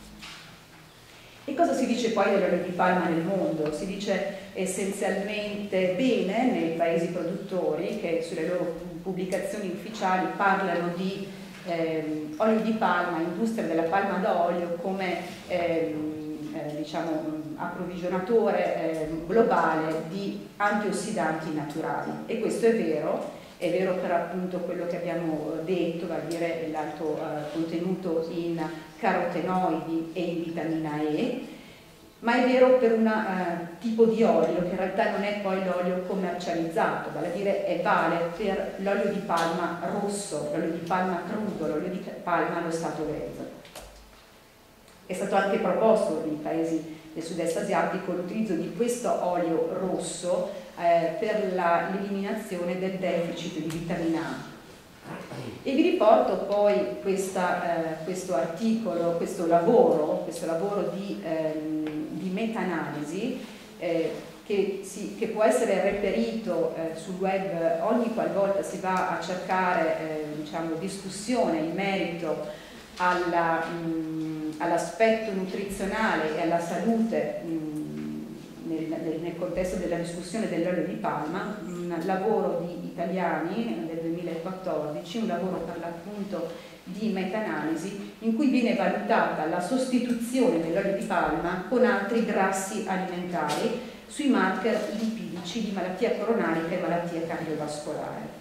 Sono presi in considerazione 51 studi, il 90% degli studi a meno di 60 soggetti, quindi studi su piccola campione, con una durata degli interventi nutrizionali di 2-16 settimane, quindi interventi nutrizionali di breve durata.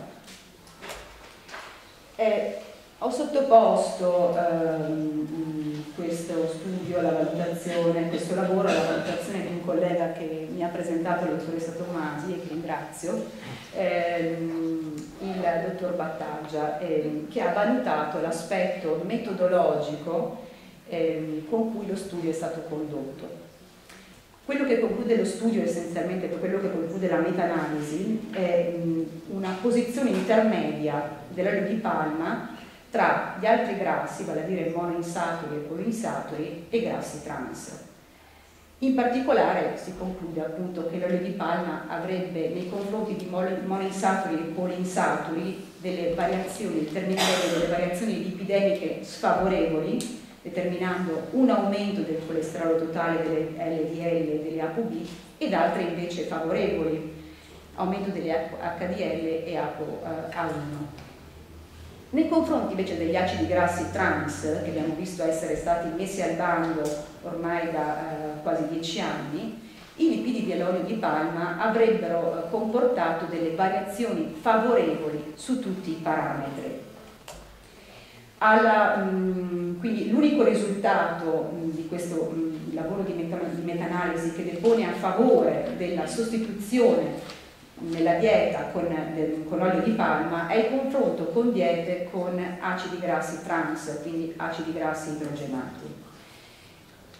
Diciamo, per riportarvi quelli che poi sono una delle grandi motivazioni, diciamo, della revisione, della valutazione critica che mi ha fornito il dottor Battaglia, che si articola in molte motivazioni, vi riporto il fatto che anche in merito a questo unico risultato che depone a favore della sostituzione con olio di palma nella dieta, sono presenti degli importanti limiti, che peraltro gli autori stessi dichiarano, in merito a publication bias che viene appunto stimato graficamente nella grafica funnel plot che ha prodotto il dottor Battaglia.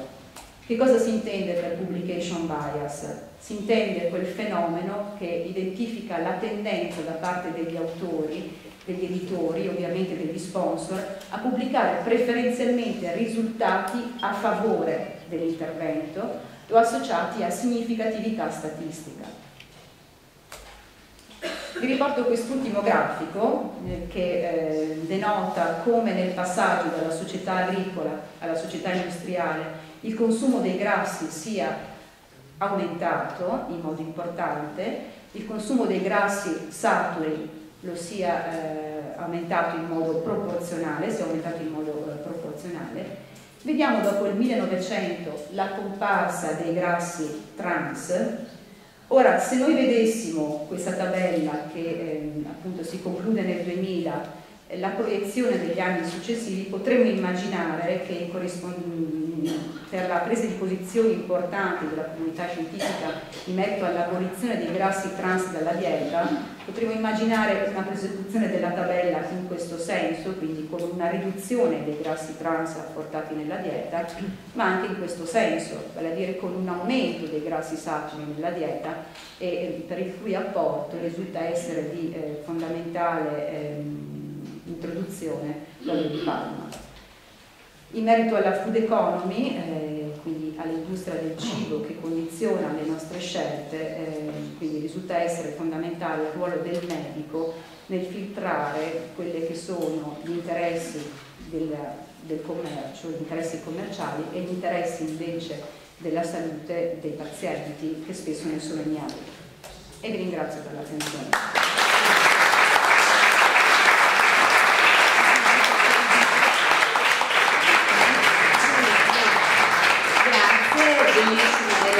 Molto interessante, e concludiamo allora questa sessione con l'intervento della dottoressa Fabiana Manservisi dell'Istituto Ramazzini di Bologna, che si occupa da parecchi anni di ricerca soprattutto sull'aspartame, e dove appunto ci sono state molte discussioni recentemente. Ci parlerà delle loro ricerche e delle loro conclusioni. Ringrazio perché no, ma ce l'abbiamo già. Ecco, dovrebbe essere questa, sì. Era arrivata già la destinazione.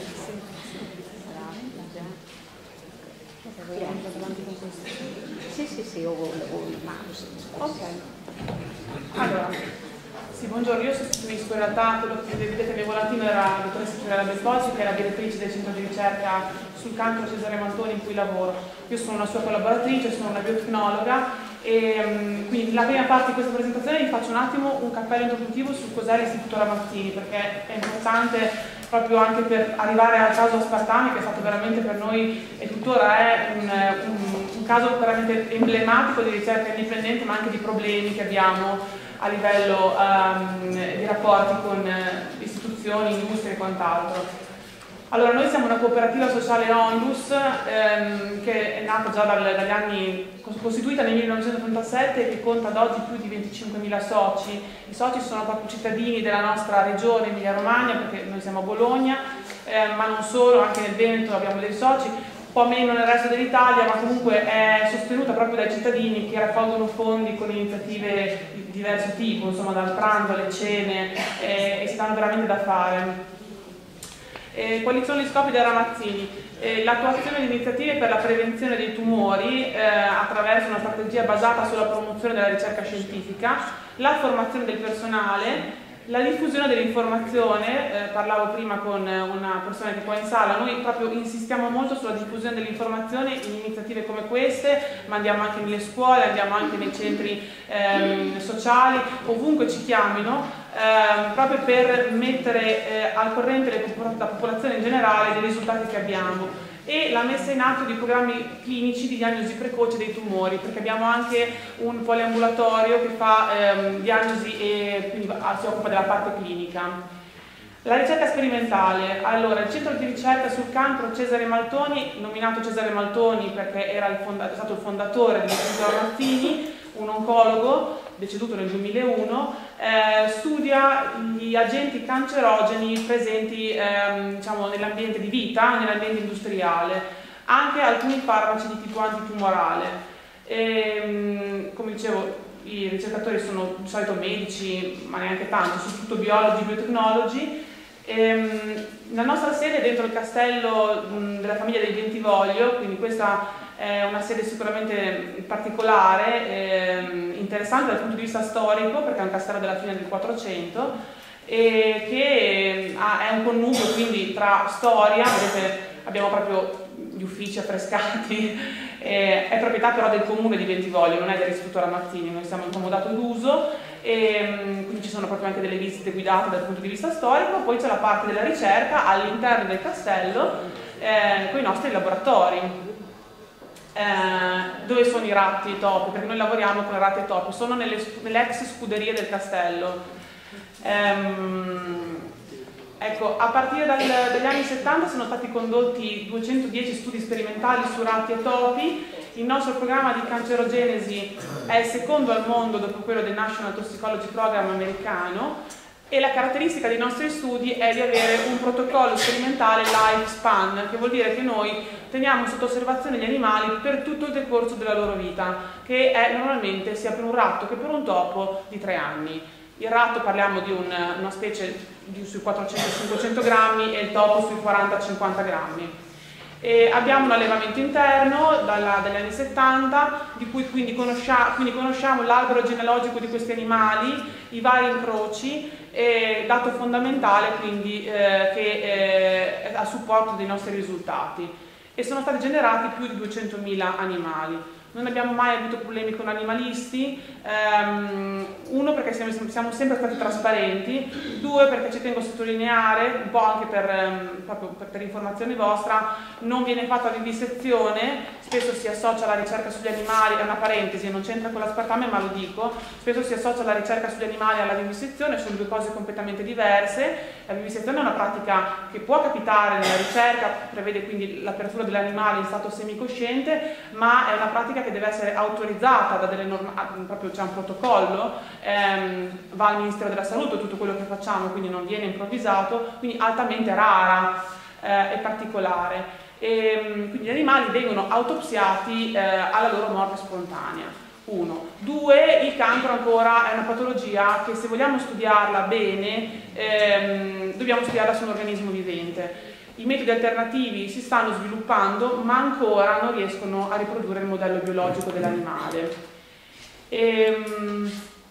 Allora, queste sostanze studiate, le più famose, le prime anche, sono state il cloruro di vinile, poi il benzene, anche altri carburanti e additivi, i pesticidi, e l'aspartame è stato il primo dei dolcificanti artificiali che abbiamo studiato. Successivamente abbiamo studiato il sucralosio e adesso stiamo studiando lo stevia. I nostri dati sono a supporto delle popolazioni in primis, e poi sono finalizzati ad essere presentati a tutte le agenzie regolatorie per decidere e deliberare quelli che sono i livelli soglia per la popolazione. Allora, non tutti sono stati composti cancerogeni, per fortuna. Solo un 44%, circa la metà, è risultato cancerogeno, ma altri hanno dato un'evidenza borderline o addirittura nessuna evidenza di cancro, quindi non è che Ramazzini scopre che tutto è cancerogeno. Il nostro modello sperimentale, dicevo prima, insisto su questo punto, ha un tumorigramma di base, quindi una risposta di tipo cancerogena simile alla controparte umana, e su questo abbiamo proprio dei dati a supporto, specialmente per quanto riguarda il tumore mammario, cioè la curva di incidenza dei tumori mammari nella donna è sovrapponibile a quella dei nostri animali, dei nostri controlli storici. E la seconda caratteristica, come dicevo prima, è tenere gli animali sotto controllo fino a morte spontanea o almeno fino a 130 settimane. Lo dico perché nei protocolli, nelle linee guida invece europee e americane, gli animali vengono stratificati prima, a 110 settimane di età, quindi si perde tutta quella terza parte di vita fondamentale invece, dai 70 anni in su. È fondamentale perché l'aspettativa dell'uomo adesso arriva anche agli 80-90 anni, e poi perché l'insorgenza dei tumori invece si ha anche in questa parte della vita. Seguiamo le buone pratiche di laboratorio come standard di conduzione dell'esperimento. Noi siamo certificati GLP, ma non tutti gli studi vengono condotti secondo le GLP. Non so se conoscete le GLP, ma sono finalizzate alla messa in commercio di un prodotto, quindi alle attività regolatorie di un prodotto. Quindi un po' a seconda di quello che studiamo seguiamo le buone pratiche di laboratorio, ma non necessariamente seguiamo quel protocollo. Ad esempio lo stevia lo stiamo facendo in GLP, perché è un fondo stanziato dalla Comunità Europea che lo richiede in GLP, mentre invece l'aspartame non è stato fatto secondo GLP ma following, cioè seguendo le linee guida ma non rispettandole ad hoc. Tutte le procedure sono standardizzate, i dati ovviamente sono registrati e eseguite in maniera standard. Ogni gruppo sperimentale nei nostri studi ha almeno dai 50 ai 60 animali per sesso e per gruppo. Normalmente questi grandi esperimenti come quello dell'aspartame hanno sui 100-150 animali per sesso per gruppo, quindi intendo 150 maschi, 150 femmine per ciascun gruppo, trattati e controlli. Somministriamo la sostanza o dalla vita embrionale, quindi 12° giorno di gestazione per le ratte madri, che è un giorno in cui l'organogenesi si è già formata ma ancora i tessuti sono suscettibili agli agenti esterni, o in vita perinatale o a 6-8 settimane di vita, eccezionalmente ad altre età. Le linee guida prevedono l'inizio del trattamento a 6-8 settimane di vita, non prevedono trattamenti in età prenatale. Quindi per noi invece questo è un punto fondamentale. Abbiamo visto anche in queste presentazioni, cioè la vita intrauterina già segna quello che è il destino a livello proprio di salute dell'età adulta, quindi è fondamentale per noi anche monitorare le sostanze somministrandole alle ratte madri. Poi il trattamento dura 104 settimane a seconda un po' dei protocolli, ma l'animale viene monitorato fino a morte spontanea.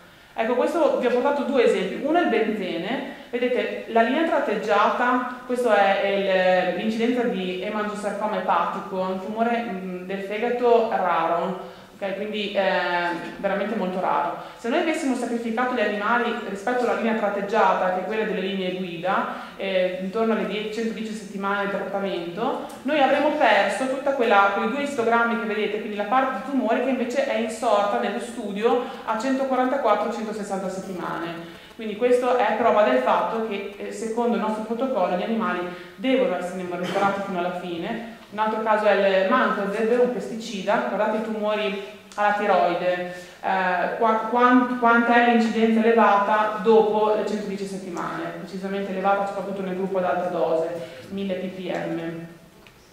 E veniamo all'aspartame. Un attimo di background sull'aspartame: le tonnellate di aspartame sono state 18.000 nel 2007, che è stato un po' il picco di produzione e di diffusione. Adesso ne vediamo un po' di meno nei prodotti che troviamo sugli scaffali, o meglio, lo troviamo ma miscelato a sucralosio e acesulfame. Cioè adesso le industrie hanno fatto un po' questo giochino di creare il mix di varie sostanze, che è un mix anche molto pericoloso, perché effettivamente magari abbassano le dosi di una sostanza che è sospetta, ma poi la miscelano con altre, quindi l'effetto additivo è pericoloso comunque. Appartiene al 62% del mercato dei dolcificanti, è il secondo dolcificante artificiale dopo la saccarina. I consumatori nel mondo sono veramente tanti ed è presente in 6.000 prodotti, in medicinali. Ora vi ho portato qualche foto, giusto per sicuramente conoscete questi prodotti. Si va un po' dalla catena del light, le caramelle, le gomme da masticare è praticamente impossibile trovare quelle con solo lo zucchero. Io penso che siano rimaste le vecchie Brooklyn e le Vigorstol, quelle blu, ma per il resto è proprio impossibile. E gli yogurt qualcuno ha cominciato a toglierlo, la Nuder fu la prima che scrisse senza aspartame anche a livello della pubblicità. Ecco, questi sono altri prodotti, la Coca-Cola Light e altri dolciumi, i vari dolcificanti i sostitutivi dello zucchero. Ecco, poi si va dai prodotti invece che troviamo proprio per la salute. L'Aumentin lo conosciamo tutti, quando si deve dare l'antibiotico al bambino si deve considerare che l'aspartame è anche in queste sostanze. Quindi cominciamo a parlare un po' di numeri. L'assunzione media giornaliera di aspartame nei consumatori degli Stati Uniti. Popolazione generale siamo sui 2-3 mg per chilo di peso corporeo, bambini e donne in età fertile dai 2,5 ai 5, e l'assunzione di aspartame è comunque simile anche in altri paesi, compresi 7 paesi europei. Allora vediamo di capire un po' in un pacchetto giornaliero di queste sostanze, di questi prodotti, quanto ne viene fuori.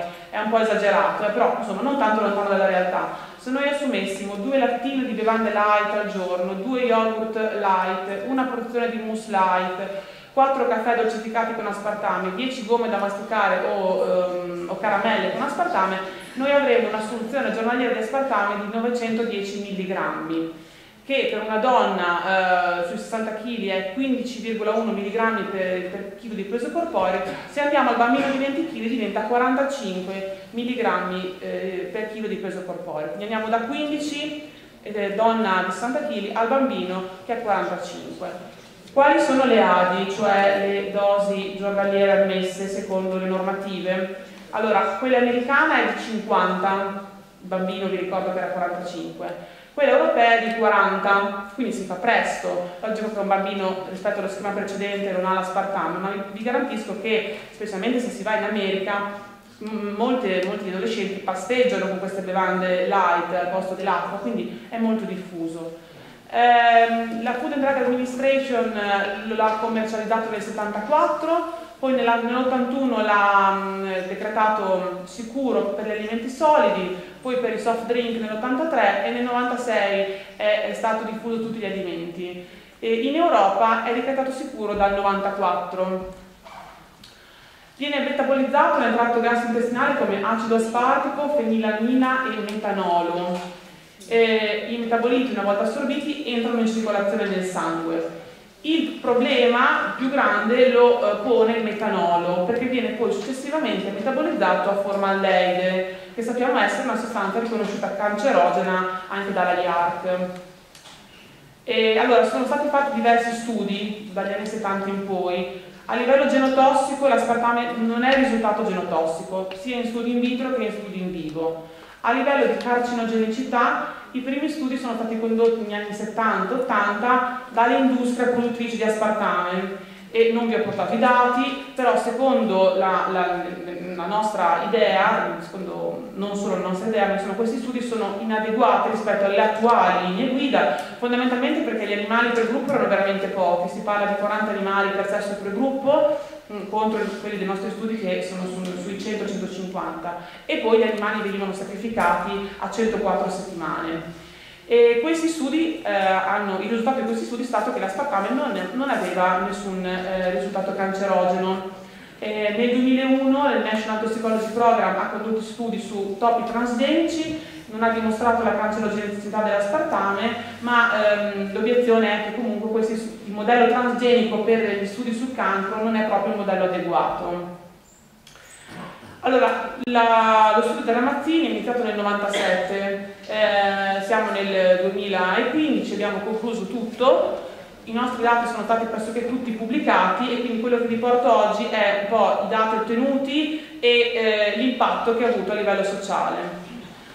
Sono stati fatti 5 studi, il totale è di circa 4.000 roditori coinvolti, i primi 2 e l'ultimo pubblicato, gli altri 2 invece sono ancora un po' in corso di pubblicazione. I primi 2 sono stati condotti sui ratti, adesso parlo di quelli pubblicati perché parliamo di dati alla mano, ratti Spardolei, che sono il nostro ceppo di ratti, e l'ultimo invece è stato eseguito sui topi. Normalmente noi eseguiamo studi prima sui ratti, poi se vediamo che la sostanza è cancerogena sui ratti, per avvalorare il risultato ottenuto lo sperimentiamo sul topo. È un protocollo seguito anche da altre agenzie che fanno questo, approvato anche dalla IARC. Quando si dimostra che è cancerogeno sia nel ratto che nel topo, ovviamente la significatività del risultato è maggiore. Allora, il primo esperimento, quali erano le dosi? Adesso è un po' complicata magari la visualizzazione di questa diapositiva. Siamo partiti da una dose di 4 mg per chilo di peso corporeo, ricordiamoci la ADI americana di 50, fino a 5.000 mg per chilo di peso corporeo, quindi 100 volte la ADI. Tra parentesi trovate la proporzione rispetto alla ADI, 100 volte la ADI, 50 la ADI, 10 volte la ADI, 2 volte la ADI, 0,4 e 0,08 la ADI. Animali trattati da quando? Da 8 settimane di vita, ok? Per tutto il decorso dell'esperimento. Che risultati abbiamo avuto? Allora, tumori maligni sono stati riscontrati nei maschi e nelle femmine, ma la significatività l'abbiamo avuta soprattutto nelle femmine a 2500 mg per chilo di peso corporeo. Tuttavia anche nei maschi il trend di tumori maligni era un trend positivo. Ecco, poi abbiamo riscontrato i tumori a livello della pelli renale e dell'uretere e la significatività l'abbiamo avuta per le femmine. se guardiamo sommando le lesioni preneoplastiche atipiche e le neoplastiche maligne delle cellule dell'epitelio di transizione, vediamo che accorpando questi due dati la significatività ce l'abbiamo, direi, quasi per tutte le dosi somministrate, fino alla 20 mg per chilo di peso corporeo rispetto al controllo. Quindi il primo tumore riscontrato è stato questo, tumore a livello della pelvie renale e dell'uretere. Poi schwannomi maligni dei nervi periferici. L'aspartame, anche questo è oggetto di discussione, dà o meno tumori al cervello, tumori maligni. Nei maschi il trend era un trend positivo. A che dosi? Vedete un po', il trend è positivo dai 5.000 mg per chilo di peso corporeo fino a circa i 120 anche milligrammi. Linfomi e leucemie. Linfomi e leucemie il dato è stato proprio eclatante. Nelle femmine vedete benissimo quanto 25% nel gruppo ad alta dose, ma anche gli altri gruppi dimostravano una significatività per linfomi e leucemie, che vedrete dopo è stata confermata anche negli studi successivi. E la cosa interessante è che noi i linfomi e le leucemie li abbiamo riscontrati anche negli studi che abbiamo condotto in altri momenti, in altre fasi, sul metanolo somministrato agli animali nell'acqua da bere, sull'MTBE, che l'abbiamo somministrato agli animali mediante gavaggio, cioè abbiamo gavato direttamente a livello dell'esofago l'MTBE, e sulla formaldeide, cioè il metanolo, dicevo prima, che si metabolizza in formaldeide. Ecco, questi tre studi, e anche l'MTBE arriva alla formaldeide, hanno entrambi, tutti e tre, dimostrato un effetto di tipo leucemogeno. Quindi una correlazione c'è. La conclusione di questo studio qual è stato? Che c'è stato un aumento dose correlato dell'incidenza dei carcinomi delle cellule dell'epitelio di transizione e i loro precursori displastici nelle femmine. Nei maschi invece questo non si è riscontrato, e sicuramente poiché non si è riscontrato neanche nell'MTBE e nella metanolo e nella formaldeide, varrebbe la pena verificare la potenziale cancerogenicità dell'acido aspartico e della fenilalanina, cioè degli altri due metaboliti, cosa che non abbiamo ancora fatto. Il secondo esperimento del 2007 ha preso in considerazione soltanto due dosi, 100 mg per chilo di peso corporeo e 20 mg per chilo di peso corporeo, quindi ci siamo un attimo più avvicinati alla ADI, ma abbiamo deciso di trattare gli animali dalla vita embrionale. E cosa è successo trattandoli dalla vita embrionale? È successo che i tumori maligni sono stati riscontrati con un trend positivo sia nei maschi che nelle femmine, ma soprattutto nei maschi la significatività si è avuta a 2000 ppm, ma sono anche emersi tumori della ghiandola mammaria, soprattutto nelle femmine una significatività a 2000 ppm. Se noi confrontiamo rispetto alla ghiandola mammaria, il tumore della ghiandola mammaria, lo studio con l'esposizione prenatale rispetto allo studio iniziale, il primo con l'esposizione postnatale, vediamo come a 2000 ppm l'incidenza è statisticamente significativa, cosa che invece non si riscontrava nello studio numero 1, quando l'esposizione era stata postnatale. E lo stesso è stato riscontrato, cioè il confronto tra prenatale e postnatale l'abbiamo ottenuto per i linfomi e le leucemie. Quindi aumentano, non solo aumentano, ma guardando questo grafico abbiamo anche un'anticipazione di due effetti, aumento e anticipazione dei tumori quando l'esposizione inizia in età prenatale. Allora, le conclusioni di questi studi è sicuramente che abbiamo avuto un aumento significativo dose correlato dei linfomi e delle leucemie nelle femmine e nei maschi a 2000 ppm.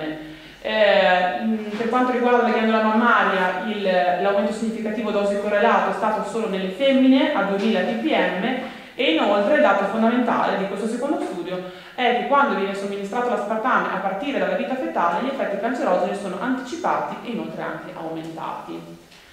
Terzo esperimento fatto sui topi Swiss, sono sempre topi che alleviamo noi, le dosi erano 32.000, 16.000, 8.000, 2.000 ppm. Ecco qua abbiamo riscontrato altri tipi di tumore, tumore del polmone nei maschi, con dato statisticamente significativo per quanto riguarda gli adenocarcinomi, e tumori del fegato, sempre nei maschi, a 32.000 e 16.000 ppm. Non necessariamente ci aspettiamo nel topo gli stessi tumori che abbiamo nel ratto, cioè l'incidenza di tumori anche a livello di controlli è diversa. Noi abbiamo tutti i nostri dati storici, non ci aspettiamo necessariamente quindi che quello che avviene nel ratto avviene anche nel topo. Per noi è fondamentale però, se scopriamo che anche nel topo c'è un aumento di tumori, per noi è già un dato fondamentale per dire attenzione, questa sostanza è cancerogena, indipendentemente dalla sede in cui vengono riscontrati i tumori. Poi il nostro modello uomo equivalente in realtà è proprio il ratto, non tanto il topo. Come dicevo prima, il topo è uno step successivo che va ulteriormente a verificare il dato. Allora, qua invece ho portato i dati totali, complessivi, di tutto quello che abbiamo riscontrato. Allora, linfomi e leucemie con un risultato dose correlato per quanto riguarda le femmine nel primo e nel secondo studio e poi un aumento statisticamente significativo anche nei maschi.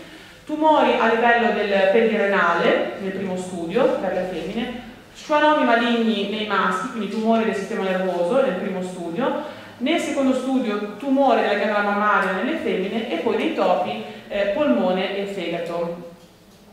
Ecco, gli studi epidemiologici cosa hanno supportato o meno i nostri dati? No, non del tutto. I primi studi epidemiologici non del tutto per varie ragioni, nel senso che faccio vedere.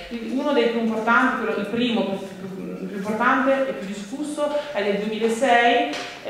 In questo studio la popolazione che era coinvolta era di 285.000 uomini e 188.000 donne tra i 50 e i 71 anni, che avevano risposto a un questionario sui consumi alimentari, ma diciamo, gli anni di follow up per queste persone sono stati tra il 95 e il 2000, quindi solo 6 anni di follow up, in cui le persone in questi 6 anni in maniera ripetuta compilavano il questionario e quindi mettevano a conoscenza chi stava appunto conducendo questo studio relativamente ai consumi alimentari.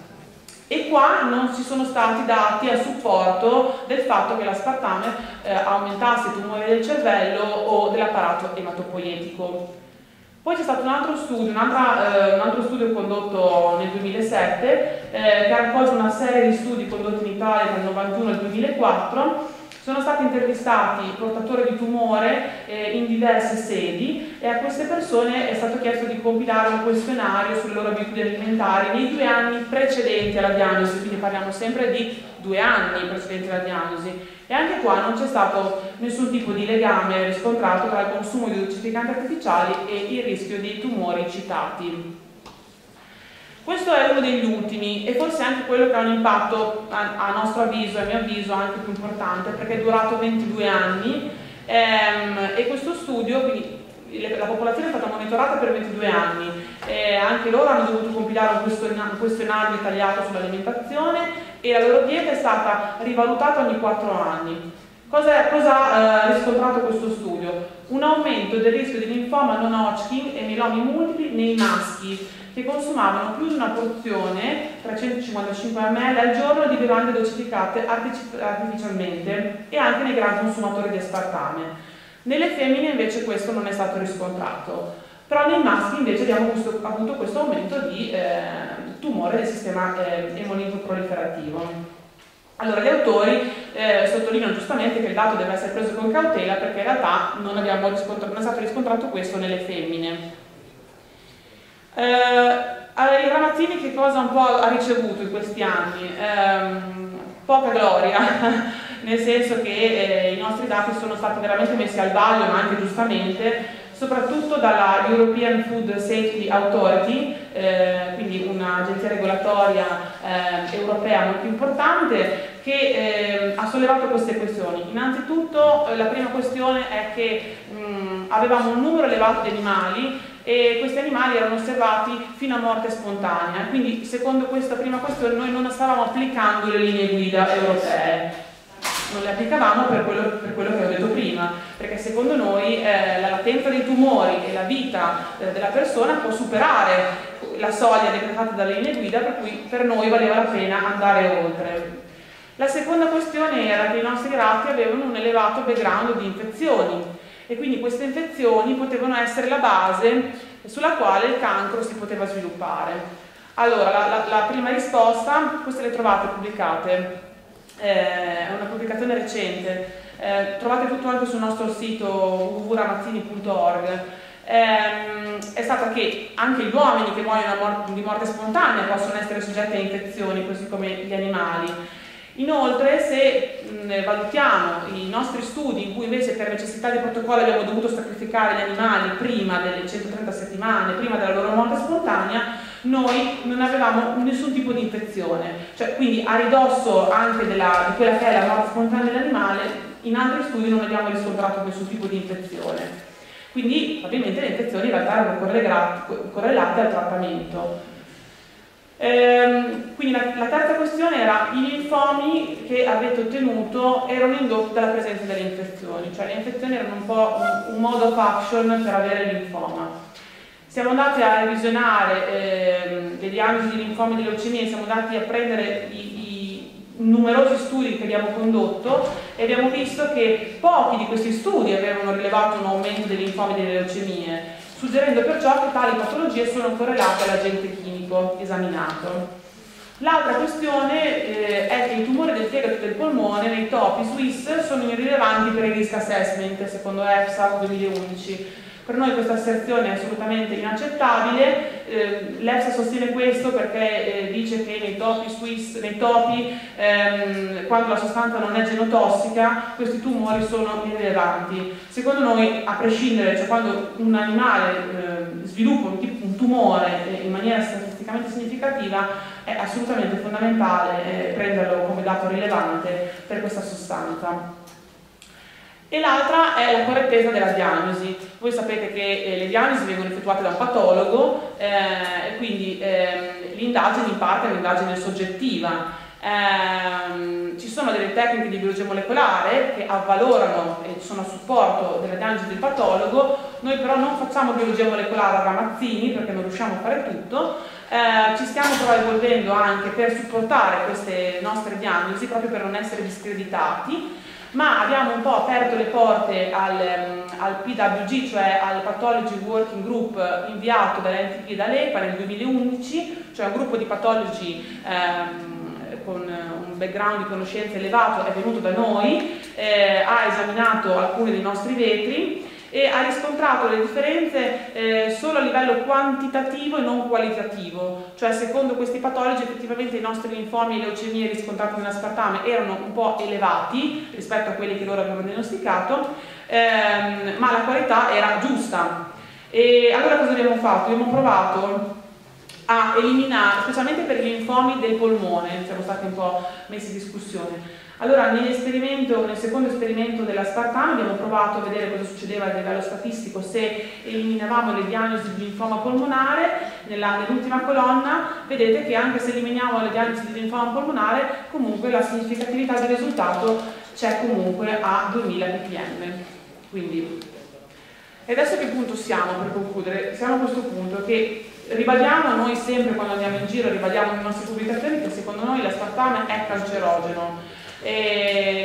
Ribadiamo l'attenzione per i bambini perché molte delle sostanze che noi monitoriamo e studiamo nei nostri animali hanno delle ADI costruite e rilevate soltanto sull'adulto, ma i bambini non sono dei piccoli adulti per varie ragioni, in proporzione bevono di più, respirano più aria, hanno minore capacità di detossificare gli enzimi. E ribadiamo l'attenzione per le donne in stato di gestazione proprio perché i nostri dati dell'aspartame somministrato in età nella vita intrauterina hanno rilevato un aumento dei tumori e anche un'anticipazione. Nel 2002 l'EFSA ha sottoposto a costante monitoraggio la sicurezza dell'aspartame e alla fine nel 2013 è andata una cosa recente, quindi di un paio di anni fa, l'EFSA ha definitivamente deciso che l'aspartame è sicuro. per la popolazione generale, per i neonati, per i bambini, per le donne in gravidanza, e che la dose giornaliera accettabile deve rimanere quella, 40 mg per chilo di peso corporeo. Quindi i dati del Ramazzini continuano a non essere presi in considerazione dall'EFSA, ma non solo dall'EFSA.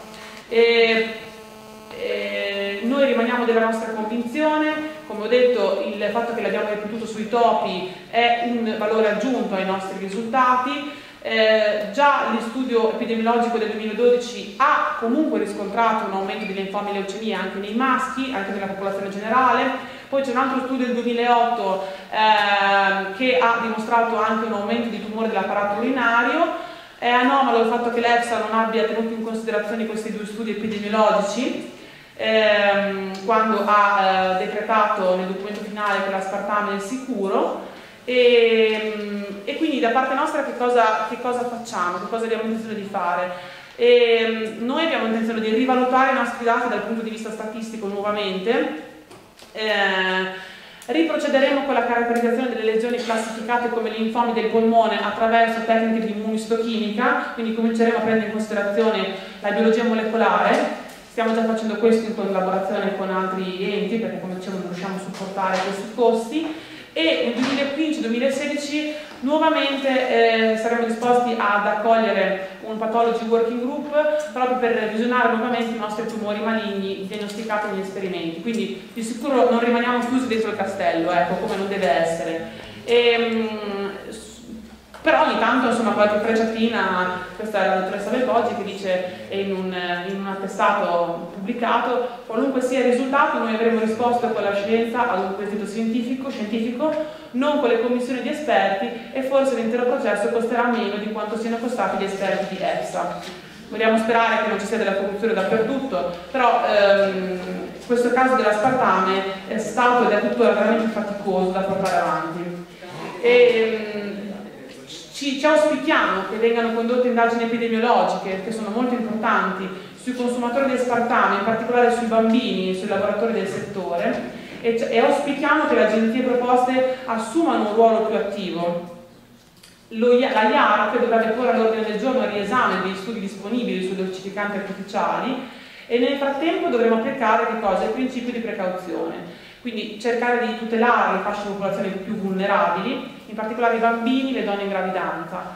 E io dico sempre, cioè meglio un caffè amaro oppure un caffè dolcificato con lo zucchero piuttosto che assumere questi dolcificanti. E ai bambini non somministriamo le bevande light o la catena del light, piuttosto facciamo fare un po' di attività fisica, insomma diamogli la Coca-Cola normale se proprio dovessimo, piuttosto che la Coca-Cola light. Attenzione al sucralosio, non vi ho portato dei dati, magari la prossima volta ve li porterò perché ancora non sono pubblicati, ma anticipo già che anche il sucralosio purtroppo è risultato leucemogeno. Questo è il nostro staff e grazie quindi per l'attenzione.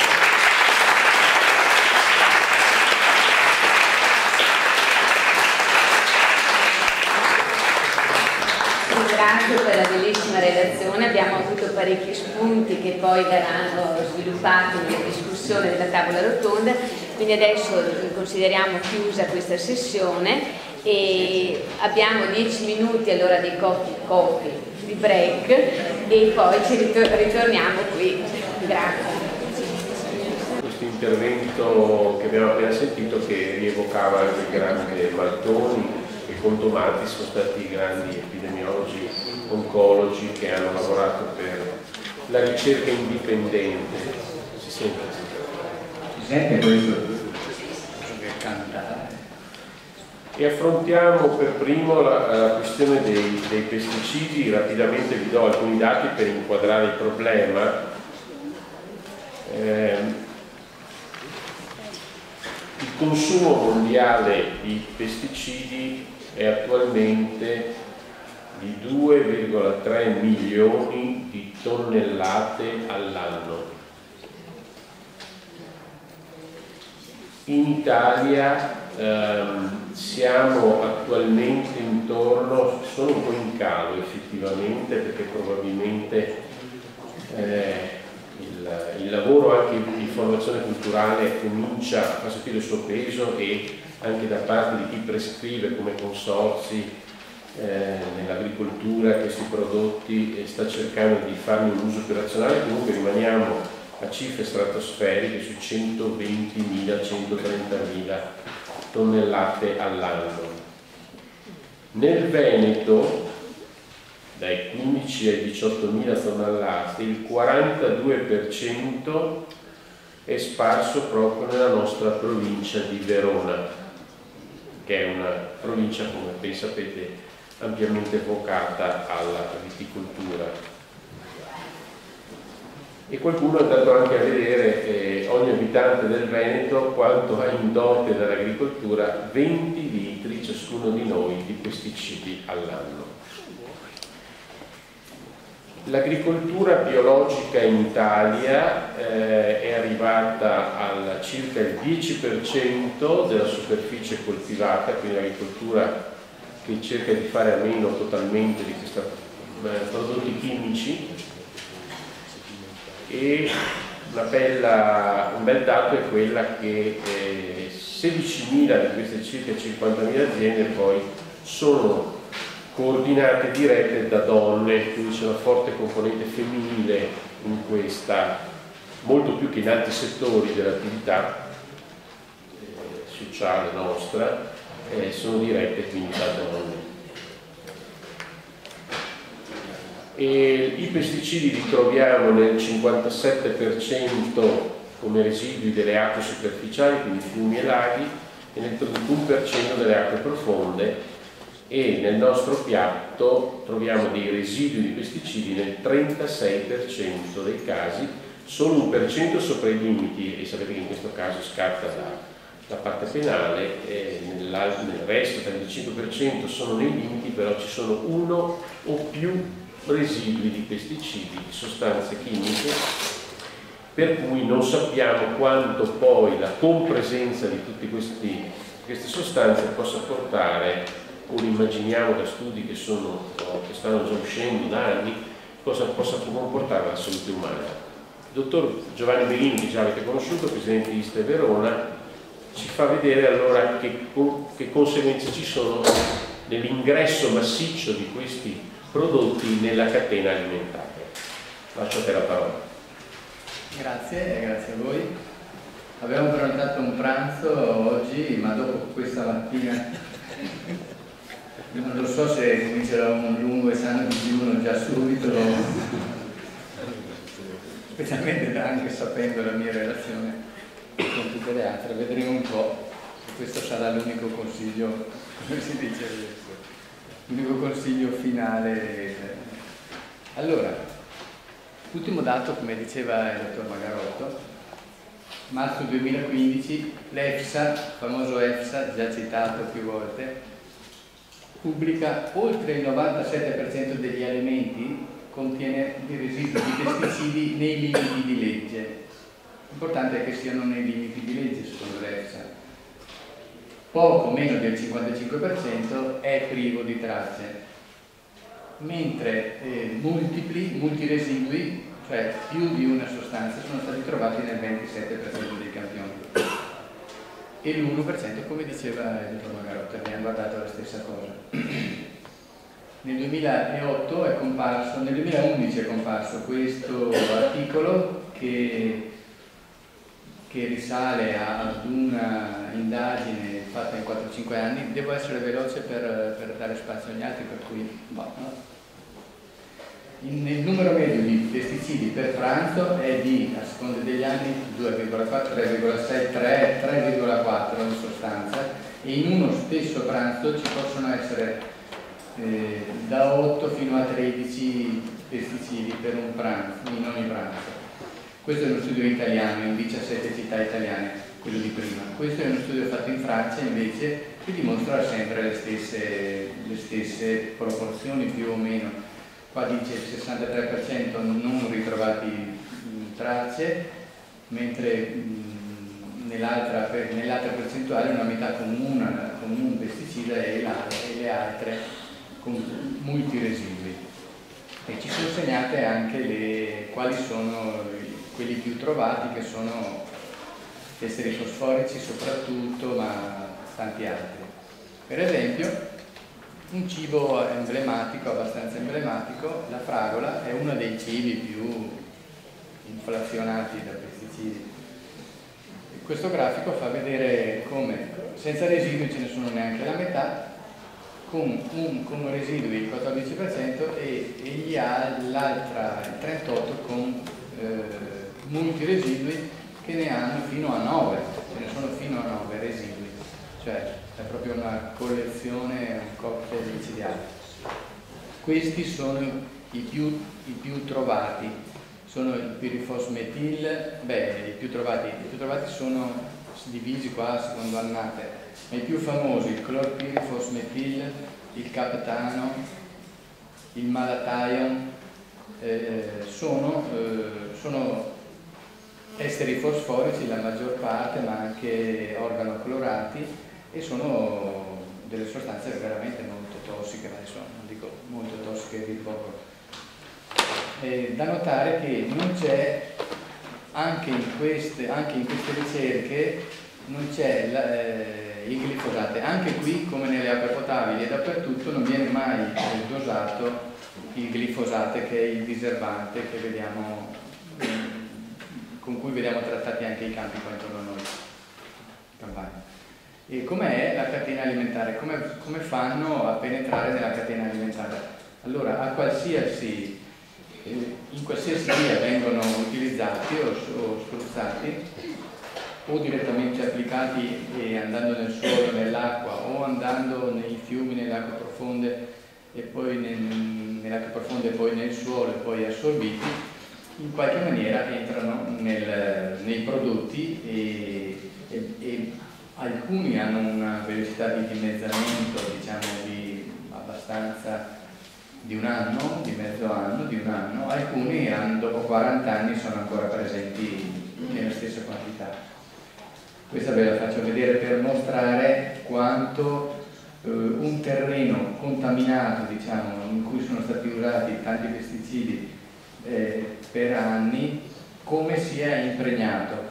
È uno studio in Olanda, dimostra che dall'applicazione alla penetrazione nell'acqua di falda, nelle acque profonde, possono passare, il massimo è 50 anni, ci mette 50 anni ad arrivare al picco nell'acqua profonda. Naturalmente questo dipende dal tipo di pesticida che è, ma questo, che è il DCP, ha avuto questa vita qua. Allora, i concetti, diciamo così, i meccanismi sono stati chiamati i meccanismi con cui si assimilano negli organismi viventi, animali, e si chiamano bioaccumulazione, che vuol dire che queste sostanze si accumulano in un determinato organismo, ed è soprattutto nei tessuti grassi. I tessuti grassi non sono espulsi, sono sempre aumentati. Se un animale mangia un altro animale, il tessuto grasso quello che c'è contenuto nel tessuto grasso dell'animale precedente viene inglobato nel tessuto grasso del secondo animale, e quest'altro concetto si chiama biomagnificazione. Ogni passaggio nella catena alimentare aumenta la concentrazione di un fattore di 10 in genere. Questo si vede nel mare, nei pesci, è più facile vederlo nei pesci. Alcune regole nell'agricoltura, per quel che riguarda l'agricoltura, sono il tempo di latenza, che è il tempo che viene previsto dall'industria, che deve passare dall'ultimo trattamento al raccolto, però alcuni prodotti hanno un trattamento post raccolto anche, come vedremo in un'altra, e anche ci sono anche trattamenti che si usano, per esempio trattare i glifosati i cereali con i glifosati per accelerare la maturazione proprio subito prima del raccolto. Quindi il tempo di latenza è una cosa stabilita dall'industria abbastanza arbitrariamente e non ha significato di prevenzione assolutamente. Il primo che ha parlato di bioaccumulo e contaminazione della catena alimentare è stato questo articolo nel 96, sono passati 20 anni, e che deriva da osservazioni che già Rachel Carson nel 1960 aveva fatto e aveva già visto che è logico mettere insieme che la scomparsa e la diffusione nell'ambiente di sostanze velenose, queste non possono fare altro che finire nella catena alimentare in un tempo più o meno lungo, e si richiama nel 96 ai decisori politici perché prendano dei provvedimenti, e l'aumento dell'uso di pesticidi invece continua ad andare. In questa diapositiva è semplicemente per far vedere com'è il meccanismo di biomagnificazione. In un piccolo pesce in cui la concentrazione di DDT a sinistra è di 22, nell'ultimo grado della catena alimentare, cioè del pesce più grande, è di 500 nel fegato, microgrammi in chilogrammo, e di 1000 nel grasso.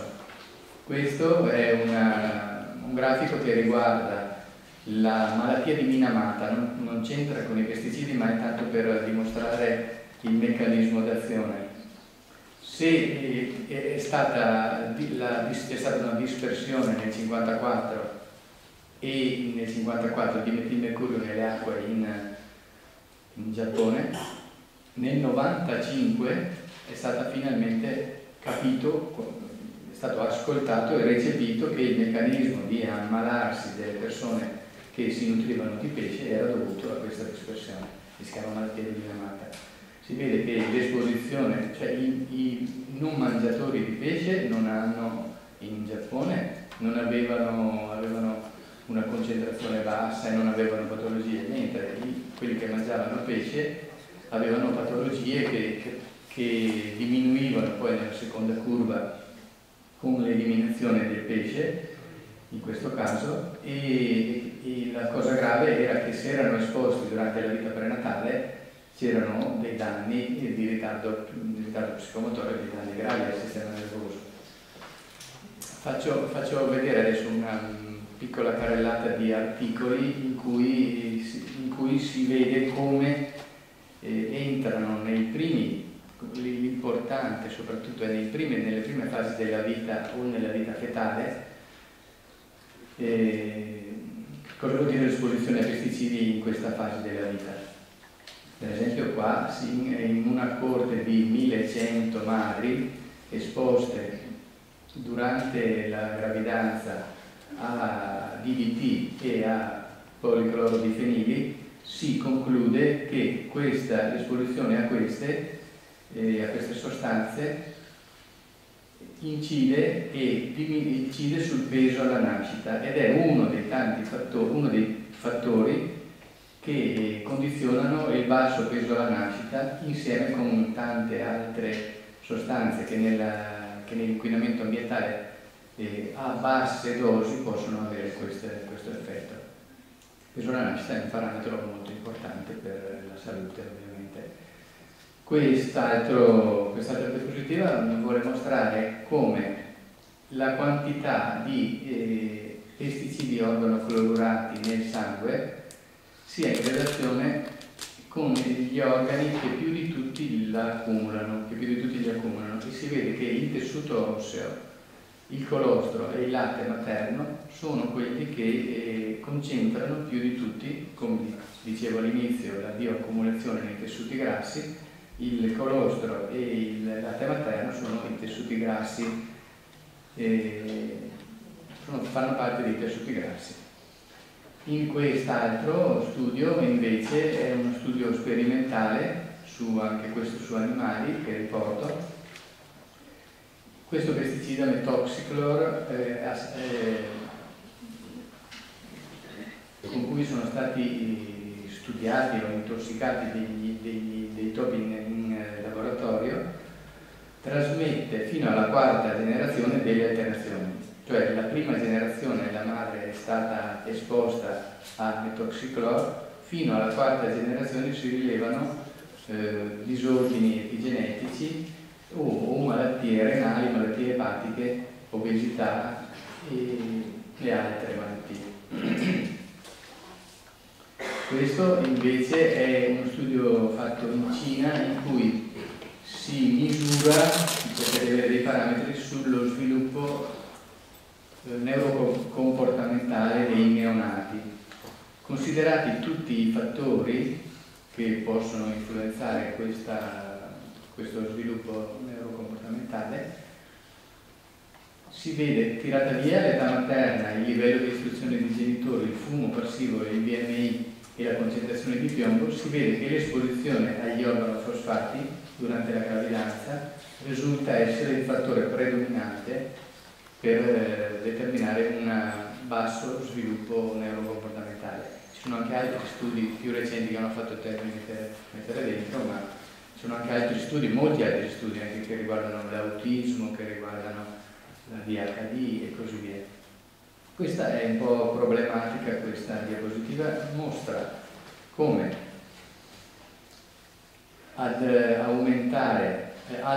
con l'aumento del consumo di frutta, succhi di frutta e verdura, aumenti anche la concentrazione urinaria di organofosfati. Quindi è difficile orientarsi perché noi naturalmente consigliamo l'uso di frutta e verdura.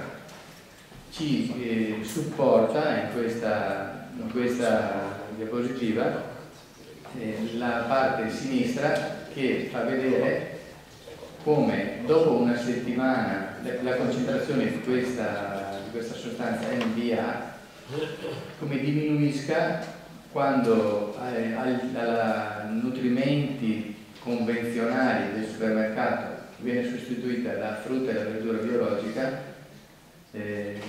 diminuisce i residui urinari di questa sostanza, diminuiscono abbastanza velocemente anche e poi ricompaiono come il ritorno all'alimentazione convenzionale. Questa fa vedere come invece la quantità e la qualità di spermatozoi fra 300 persone che si rivolgono ad una clinica della fertilità, come ci sia relazione tra l'esposizione a pesticidi e la qualità del seme.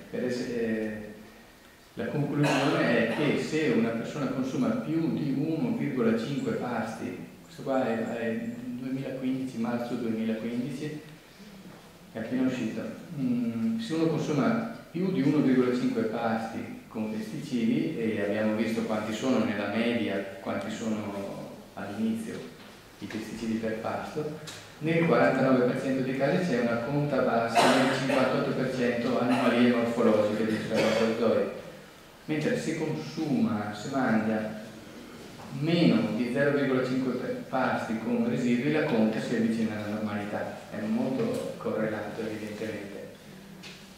Quest'altro studio mette insieme confronta le dosi giornaliere accettabili di vari pesticidi e la dieta normale in Corea. Bisogna che mi controllate il tempo? 5. Vabbè. Questa nel 16% dei casi comunque c'è un superamento dell'ADI, si concentra nel tessuto adiposo, nonostante il lindano sia stato tirato via dal commercio 40 anni prima, anche in ragazzi, quanto resta nell'ambiente vuol dimostrare, anche i ragazzi con età di inferiore a 18 anni hanno una presenza nel sangue di tracce di questo pesticida nel 64% dei casi, come più di chi ha vissuto prima dell'introduzione del DDT in sostanza. Pesticidi post raccolto, volevo dire che hanno un meccanismo di interferenza endocrina che ci spiegherà probabilmente molto meglio di me il professor Bernasconi, e questi sono i meccanismi di danno dell'esposizione a pesticidi. Voglio solo modificazioni genetiche ed epigenetiche, funzioni di interferenza endocrina, disfunzioni dei mitocondri e perturbazioni della condizione neuronale per alterazione dei canali ionici, interferenza con l'acetilcolinesterasi, quindi con tutte le patologie del sistema nervoso, e poi stress ossidativo e stress del reticolo endoplasmatico, che sono tutti i meccanismi delle sostanze tossiche in generale. Il glifosate forse meriterebbe uno studio, una discussione molto approfondita, ma voglio solo concludere che nella catena alimentare da questo tipo di agricoltura è imposto, è letteralmente imposto, ed è io scrivo qua, geocidio non si allontana molto da questo concetto, perché entra in tutti i metabolismi, entra e fa danni in tutti gli organi del corpo umano.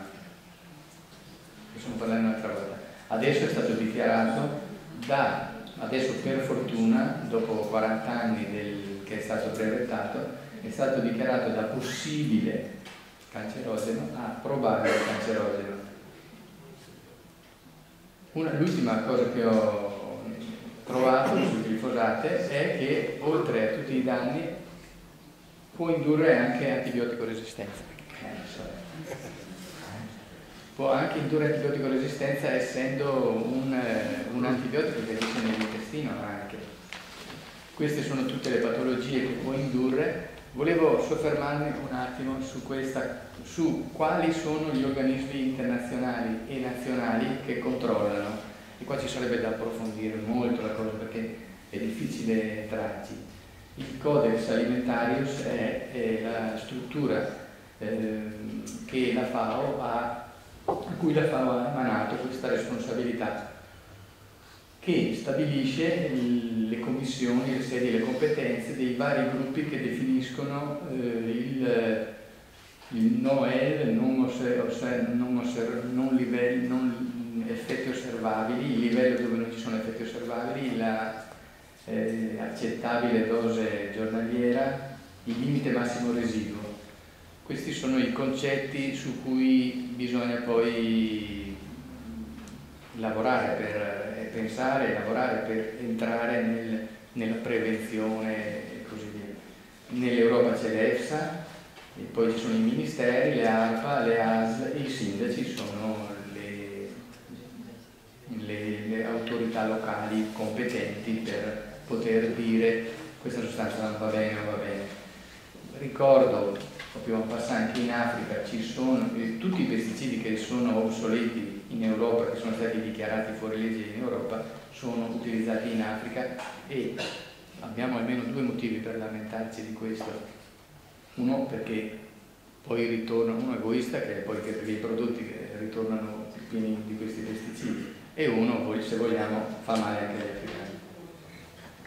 La dose giornaliera accettabile è un concetto che è stato cominciato, di cui è stata iniziata la definizione già nel 61, che si parlava di maximum inoffensive dose, ed è stata progettata da un francese che faceva parte dell'OMS, cercando di mettere insieme la dose, di studiare negli animali la dose che non aveva effetti. E poi da questo si è passati a definire il concetto di limite massimo residuo, e questo siccome che gli studi costano molto, viene detto, eccetera eccetera, allora la FAO ha incaricato questo comitato ILSI, International Life Science Institute, di produrre questi studi. Di questo ILSI fanno parte la Coca-Cola, Heinz, Kraft, General Food, Procter & Gamble, Danone, Mars, Kellogg's, Sanyo, Monsanto, Dow AgroScience, DuPont, Rilevo, così, Basto, Pfizer e Novartis. Questo è il problema, come abbiamo visto, poi ne possiamo parlare. I limiti dei limiti, i limiti massimi residui, adesso questo è il concetto cui volevo approfondire, è che ci sono stati molti studi contraffatti, per esempio, ripeto, perché è un concetto che ho imparato, è una cosa che ho imparato, che l'80% degli studi che le aziende farmaceutiche e di ricerca fanno vengono scartati perché non corrispondono ai desideri e si pubblicano solo il 20%. Ci sono quindi molti studi contraffatti più o meno. Questi studi sono stati fatti esclusivamente dalle industrie. Si usano animali estrapolando meccanicamente i risultati sull'uomo come se questo fosse una cosa meccanica e accettabilissima. Sono fatti in ambiente sterile, con animali esposti esclusivamente a questa sostanza, quando nell'ambiente ovviamente non è così. Poi negli studi non ci sono le sostanze, non c'è il pesticida in commercio, c'è solo la sostanza principale, e il pesticida in commercio in genere è molto più tossico della sostanza principale. Non ci sono limiti massimi residui per bambini, donne incinte, malati, eccetera. Non è assolutamente vero che non è più vero, almeno a questo livello, che la dose che fa il veleno. E poi le conclusioni: l'unica soglia di sicurezza di una sostanza cancerogena non c'è dubbio che sia lo zero. Con questo punto di vista i limiti sembrano essere solo una legittimazione politica all'uso dei veleni. E anche un altro concetto: non possiamo ancora in questo momento, in questa fase della nostra evoluzione della società, parlare che bisogna correre dei rischi per andare avanti con il progresso. Nessuno può. Poi l'altra questione importante che non ho accennato fino adesso, ma che abbiamo capito sicuramente, non c'è nessuno studio che può dire che cosa fanno i multiresidui, cioè quando si introducono 3 pesticidi invece che 1, cambia completamente il metabolismo, i cammini metabolici. I consigli che possono essere dati è che sicuramente le fasce più a rischio devono essere protette, e passare queste informazioni è importante. Adesso arriva l'estate, i trattamenti sono dappertutto, in città per fortuna non ancora, ma attenzione, ma in campagna naturalmente i campi confinano un po' le case e così via. Acquisto di cibi sicuri. I cibi sicuri sono esclusivamente, a mio avviso, senza sponsorizzare, ma sono quelli che arrivano dall'agricoltura biologica e dall'agricoltura biodinamica, e meritano di essere premiati soprattutto perché queste persone stanno lavorando per risanare l'ambiente per tutti, anche per chi acquista convenzionale. Lo stile di vita è da raccomandare, che essendo noi esposti a 1000 forme di inquinamento dovremmo cercare di evitare l'eccesso di zuccheri, di grassi, di elettromagnetismo, che devono comunque tutti essere smaltiti dalle stesse vie metaboliche. E poi un appello alla vigilanza e all'attivazione dei controlli. Deve essere esercitato un controllo da parte dei cittadini, e la pressione dell'opinione pubblica sono fondamentali per fare pressione sugli agricoltori e sugli amministratori. Anche la pressione dei medici è fondamentale, credo, anche l'educazione che i medici possono fare. Anch'io consiglio 2 libri, qualche libro, e mi è piaciuto molto leggere I padroni del cibo, che parla di com'è la politica internazionale del cibo.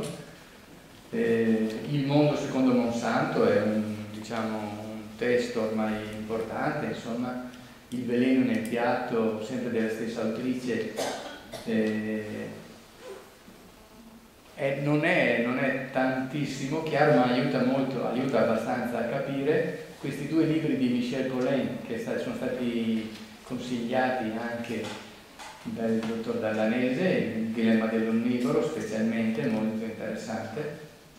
Pharmageddon, che parla di come la zootecnia industriale Armageddon sta arrivando alla Armageddon, come sta arrivando ad essere non più sopportabile, non più sostenibile per il pianeta. E anche consiglio l'ultimo libro che ho visto, che è Il cibo dell'uomo, che è di Franco Berrino, che ha tenuto una conferenza la settimana scorsa, e che è molto interessante, che oltre alla prevenzione parla anche della nutrizione. Ecco, grazie dell'attenzione. Spero di essere...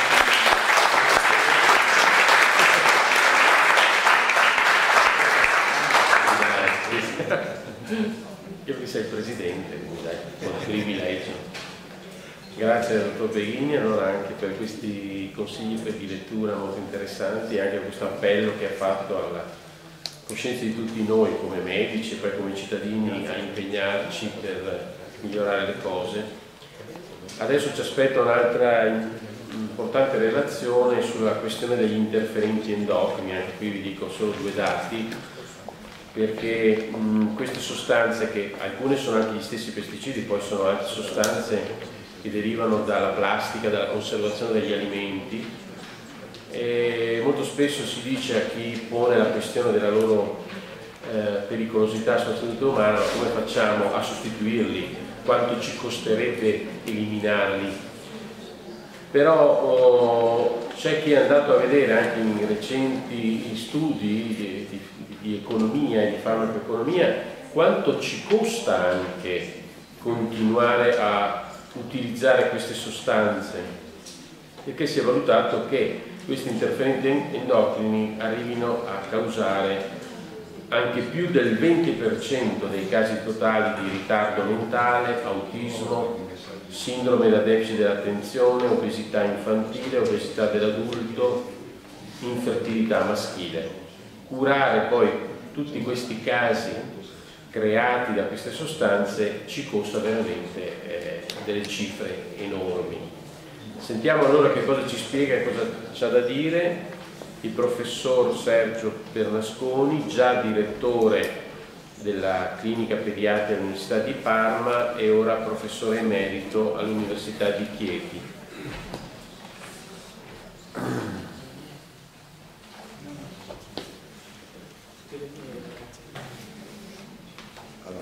Buona giornata a tutti, grazie ovviamente per l'invito che ho accettato molto volentieri e complimenti per questa iniziativa, perché faccio parte dell'ITEB da molti anni, ma sono convinto, lo stavo dicendo prima a Giovanni Beghini, che la sensibilità in campo ambientale, parlo soprattutto da pediatra, non sia ancora così diffusa nel nostro settore come dovrebbe essere. Noi abbiamo in pediatria gruppi di pediatri estremamente attivi, però rappresentano tutto sommato ancora una percentuale minore rispetto alla massa, al numero globale dei pediatri attivi sul nostro territorio, e forse questo può valere anche per i medici di medicina generale. Quindi ben vengano riunioni di questo tipo, di questo genere. Allora, cercherò di essere sintetico anche per guadagnare il limite possibile un po' di tempo. La mia relazione prenderà in considerazione 5 punti. Cominciamo dalla definizione. Ho preso due definizioni, una della Commissione Europea e l'altra degli Stati Uniti. Il concetto generale è che definiamo sostanze endocrine disruptors o interferenti endocrini in italiano tutte quelle sostanze chimiche che in qualche modo interferiscono sull'omeostasi endocrina. Questo è il concetto di base. Diffusione, se facessimo un'analisi di quanti endocrini disruptor ci sono qui dentro, ne troveremo sicuramente una grossa quantità, perché gli endocrini disruptor sono presenti nei pesticidi, ci ha trovato molto chiaramente Giovanni Beghini di questo tipo di problematica, sono presenti in molti materiali che vengono dall'industria, per esempio nei ritardanti di fiamma che avvolgono strutture elettriche, e sono presenti, questo per esempio gli ftalati, io farò riferimento spesso agli ftalati perché rappresentano una categoria tra quelle meglio studiate e più approfondite. Vedete chiaramente la presenza degli ftalati, che poi danno delle caratteristiche particolari al PVC, alle sostanze in plastica. Vedete come possono essere ovviamente diffusi in tanti oggetti, e quindi non ci deve stupire. Questo è un campo comparso della Società Americana di Endocrinologia. Non deve stupire questo dato. Uno studio del 2011 dimostra negli Stati Uniti che il 96% delle donne durante la gravidanza avevano presenza nel sangue di bisfenolo A, che è uno delle altre endocrini disruptor più studiato, e ancora nel 2008 quest'altra sostanza, vedete 19-20 bambini, presenze di 3,2 concentrazioni più elevate rispetto alle mamme. Ricordiamoci anche una cosa, questo è un primo messaggio importante: noi abbiamo pochi dati su poche sostanze, ma è stato calcolato che soltanto negli Stati Uniti ogni anno siano più delle 2000 delle sostanze chimiche che vengono immerse nell'ambiente, nel commercio, di cui non sappiamo dal punto di vista biologico nulla. Quindi una riflessione in questo senso forse potrebbe valere. Dove si trovano installati, abbiamo detto, lo vedete qui rappresentato, sono praticamente ubiquitari. Come arrivano? Arrivano attraverso, a noi e all'uomo, arrivano attraverso le vie classiche, quella orale, quella di contatto dermico e anche quella di inalazione.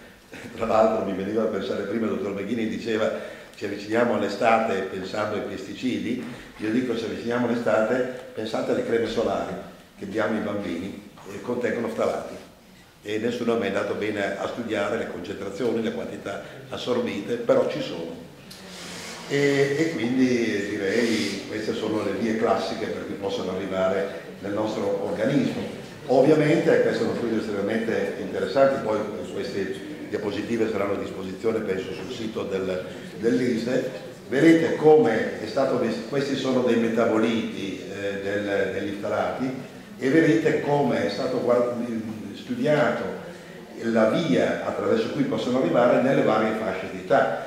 In una delle fasce di età, lo si è detto più volte questa mattina ma è reale, più critica, che è quella del lattante, oltre alla gravidanza, la maggior parte arriva ovviamente per via orale, perché il lattante, soprattutto nei primi mesi, ha poco contatto con l'ambiente, l'unico contatto può essere attraverso appunto gli alimenti. E quindi guardate come nella fascia del bambino piccolo, nel bambino molto piccolo, già ci sia una presenza significativa di questi metaboliti. Ancora, questo è quanto gli americani stanno mettendo in piedi per controllare nella loro popolazione quale è il grado di contaminazione, e vedete, arriviamo un pochino all'argomento di oggi, come buona parte di queste sostanze, questi sono sempre metaboliti soprattutto degli ftalati, arrivino attraverso la via orale. Quindi possono arrivare attraverso varie vie, ma in modo particolare attraverso la via orale e attraverso due strade. Uno è il cibo di per sé stesso e l'altro è il packaging, cioè le sostanze con cui il cibo viene, diciamo, preparato per la commercializzazione. E ovviamente questo è chiaro, la via attraverso cui può arrivare attraverso il cibo è la solita via che ben conosciamo, su questo non mi diffondo. Mi ha colpito nel rivedere un momentino alcuni dati, sono lavori tutti recenti per il 2014 e il 2015. Guardate che cosa hanno trovato negli Stati Uniti nel bambini, questi sono lattanti. Considerate che la quantità, anche qui poi non si capisce bene questo limite come sia stato determinato, ma grosso modo raccomandata è intorno ai 10. Guardate come soprattutto il bambino piccolo abbia sia sottoposto, e in modo particolare se mangia alimentazioni ricche di carne, ad un incremento notevole dell'assunzione di questo tipo di sostanze. E questo anche perché, non ce lo ricordavo giustamente prima il dottor Meghini, gran parte del cibo carneo porta ad un'accumulazione attraverso l'accumulazione nella parte lipidica. Ma questo proprio per sottolineare come il bambino piccolo è particolarmente a rischio. E questo ancora, questi sono dati tra l'altro anche questi recenti, e sono dati interessanti perché sono dati italiani. Guardate, questi sono la presenza di ftalati, di metaboliti degli ftalati, sono dati a vedere nei cibi dati della mensa scolastica. Allora, in linea generale, se facciamo un discorso generale, i limiti possono essere al di sotto in buona parte di quelli che sono i limiti considerati accettabili, con tutta la relatività del concetto di accettabilità, ma ci sono alcune, diciamo, percentuali che sicuramente debordano. E questa tabella è illeggibile, ma soltanto per dirvi che lo stesso gruppo, anche qui vedete un lavoro recentissimo di quest'anno, ha paragonato la presenza di questi metaboliti degli ftalati nel latte che diamo ai bambini e ha paragonato il latte in polvere, che diamo ai bambini nel senso di lattanti, e ha paragonato latte in polvere con latte liquido. Sostanzialmente non c'è differenza, cioè in tutte e due ci sono metaboliti degli ftalati e non è detto però che in quello liquido ce ne sia più che in quello in polvere. Che cosa vuol dire? Che sostanzialmente, anche tenendo conto di come vengono preparati, gli ftalati sono presenti nel latte d'origine. In questo caso il packaging ha poca influenza, perché lo troviamo sia nell'una composizione che nell'altra. Meccanismo d'azione è insito in quello che vi ho detto, essere la definizione. Se si chiamano interferenti endocrini è perché possono interferire sull'omeostasi endocrina. A che livello? A moltissimi livelli. Qui segnati sono per esempio tutti i sistemi enzimatici della steroidogenesi su cui gli endocrine disruptors possono avere un'influenza di sbilanciamento dell'attività enzimatica. Vedete che soprattutto arriviamo ad avere un'alterazione della produzione finale della rete degli androgeni e degli estrogeni con uno squilibrio tra le due componenti. In effetti molti di questi endocrine disruptors hanno o un'azione estrogenica o un'azione antietrogenica o ambedue le azioni. Altro punto diciamo così, di accesso, quindi non soltanto sulla sintesi ormonale, ma possono agire, questa è un'esperienza chiara nel ratto, sull'espressione del recettore.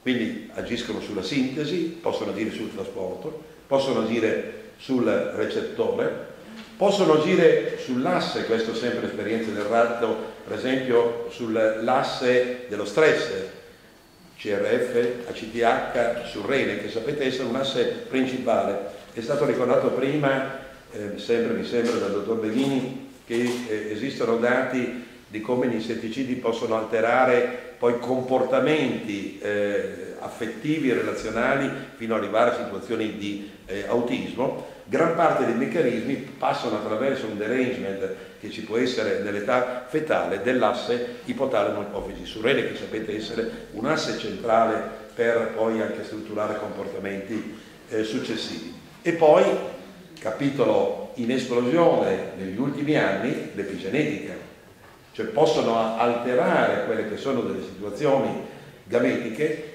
per cui danni che noi non vediamo magari nel bambino nato possono comparire dopo qualche generazione. Mettete insieme questo con quanto ci diceva prima il dottor Beghini sull'accumulo che queste sostanze hanno nell'ambiente e voi capite benissimo come non si stia giocando su una salute della nostra generazione o della generazione successiva, ma si sta giocando un gioco più pesante su varie possibili generazioni successive. Impatto sulla salute. Allora, vi consiglio di leggere questa review, è abbastanza recente, del 2013, non entro ovviamente in dettaglio, la presento qui, è l'indice di una review, per farvi capire quali sono i settori, riproduzione, sviluppo, malattie metaboliche, altri effetti, su cui è stato dimostrato più o meno, diciamo in maniera chiara, più o meno in maniera definitiva, che gli interferenti endocrini possono determinare un danno, possono determinare una patologia. Vedete di conseguenza come la sfera di azione è estremamente ampia. Andiamo dall'oncologia al breast cancer, il tumore, andiamo a situazioni tipicamente endocrinologiche, anche se polifattoriali, come l'ovaio policistico, il diabete di tipo 2, le alterazioni della tiroide. Su cosa si basano questi studi che dicono che gli endocrine disruptors possono dare un danno?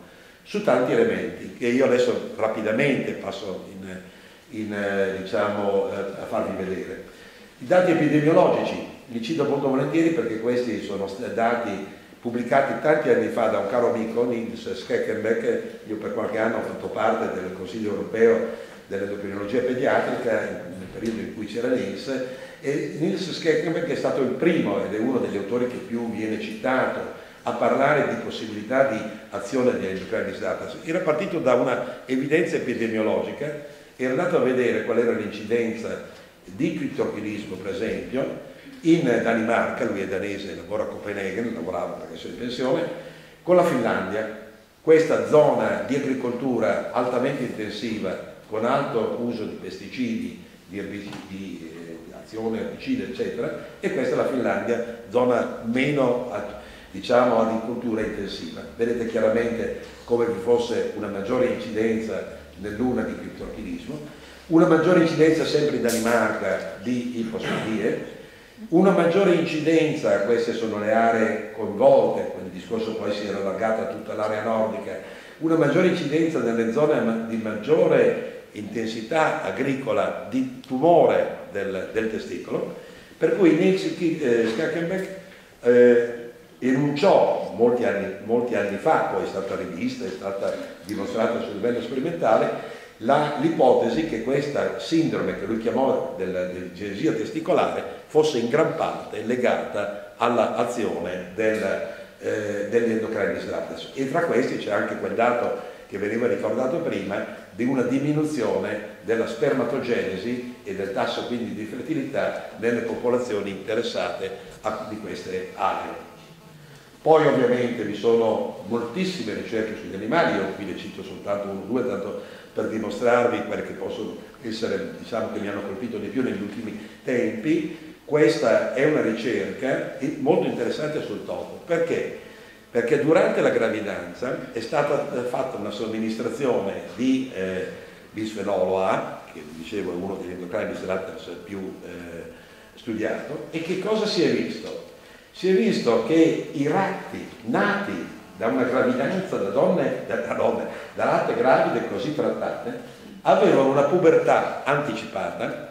Gli endocrini disruptors sono tra gli elementi che si pensa giochino un ruolo sull'anticipo della pubertà a cui si va incontro e si è andato incontro negli ultimi anni, perché agiscono sul gene della chispettina. La chispettina è una delle ultime sostanze trovate a livello ipotalamico e si pensa che entri in quei meccanismi che stimolano poi la pulsatilità del GNRH, il cosiddetto pulse generator, che è la fase iniziale dal punto di vista biologico o una delle fasi iniziali di inizio della pubertà. Quindi sono state trattate le ratte in gravidanza, abbiamo visto nelle ratte figlie una pubertà precoce, e questo non è l'unico dato, lo cito unicamente come esempio.